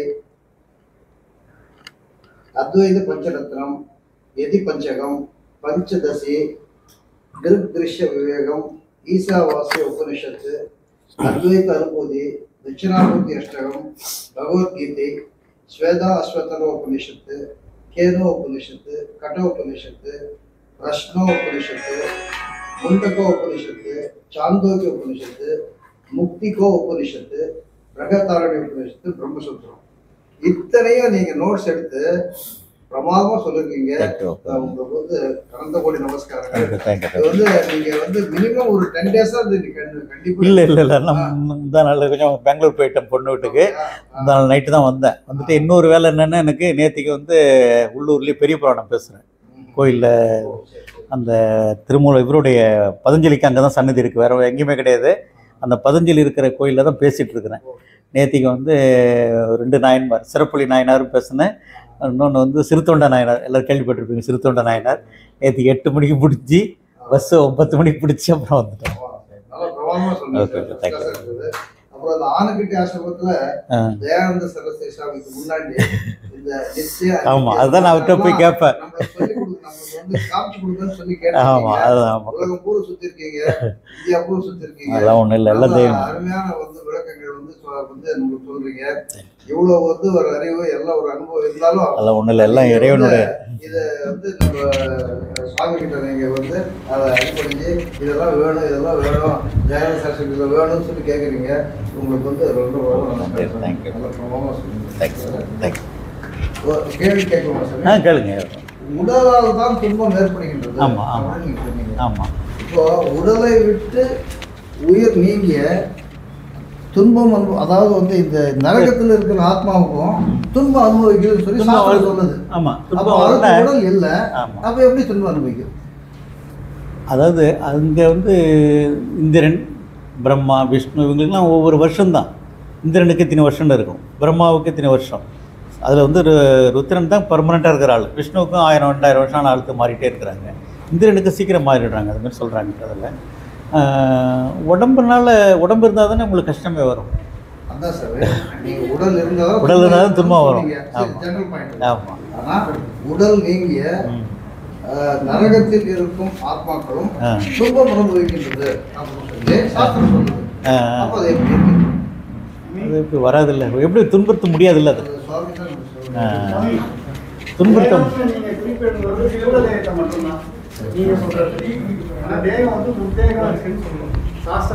மூன்று தேகங்களை குறிப்பிடுறாங்க: ஸ்தூலம், சூட்சுமம், காரண சரீரம். நீங்கள் சொல்லக்கூடிய அந்த லோகத்தில் சூட்சும சரீரம் இருந்து அது சூட்சும சரீரம் இருந்தாலும் துன்பம் அனுபவிக்கிறாங்க. அதெல்லாம் ஐயோ ஐயோமா கத்துறாங்க அப்படின்னு சொல்லி சாஸ்திரம் ஜீவன் தான் அது அனுபவிக்க முடியும். ஆத்மாங்கிறது வந்து அனுபவம் பெருமா அது என்னன்னு கேட்குறேன். அதுதான் அது சூட்சும சரீரத்துக்கு இன்னும் வந்து காரண சரீரம்னு ஒன்று காரணம் இருக்கு இல்லைங்களா? அதனுடைய கர்மாக்கள் இன்னும் இருக்கிறதுனால வாசனை இன்னும் இருக்கிறதுனால காரண காரணத்தினால அந்த சூட்சும சரீரம் இருக்கு. அப்போ அந்த சூட்சும சரீரமும் காரண சரீரமும் துன்பம் அனுபவிக்குதுன்னு சொல்றீங்க. ஆனால் உடல் இருக்க சரீரம் இருக்காது, அதில் சரீரம் இருக்காது. துன்பம் அனுபவிக்கிறதுங்கிறது நம்ம பூலோகத்தில் இருக்கும்போது ஸ்தூல உடல் அனுபவிக்குது. அப்போ நரகத்தில் இருக்கிற ஆத்மாக்களுக்கு சூட்சும சரீரமும் மனத்துன்பம் இல்லைங்களா? மனதுன்பம் அது சூட்சும சரீரம் தானே. அல்ல, அது வந்து பொதுவாக துன்பம் அனுபவிக்கிறது காரண சரீரம் தான் ஜீவனே. காரண சரீரம் தான் ஜீவன். காரண சரீரத்திலேருந்து தான் ஏதோ சூட்சும சரீரம் வரும். அது எல்லாத்தையும் காரணமாக இருக்கிறதுனால அது காரணம். ஜீவனுக்கு காரணம் காரண சரீரம். ராத்திரி நிலம் டீ சாப்பிடுங்க. நம்மளோட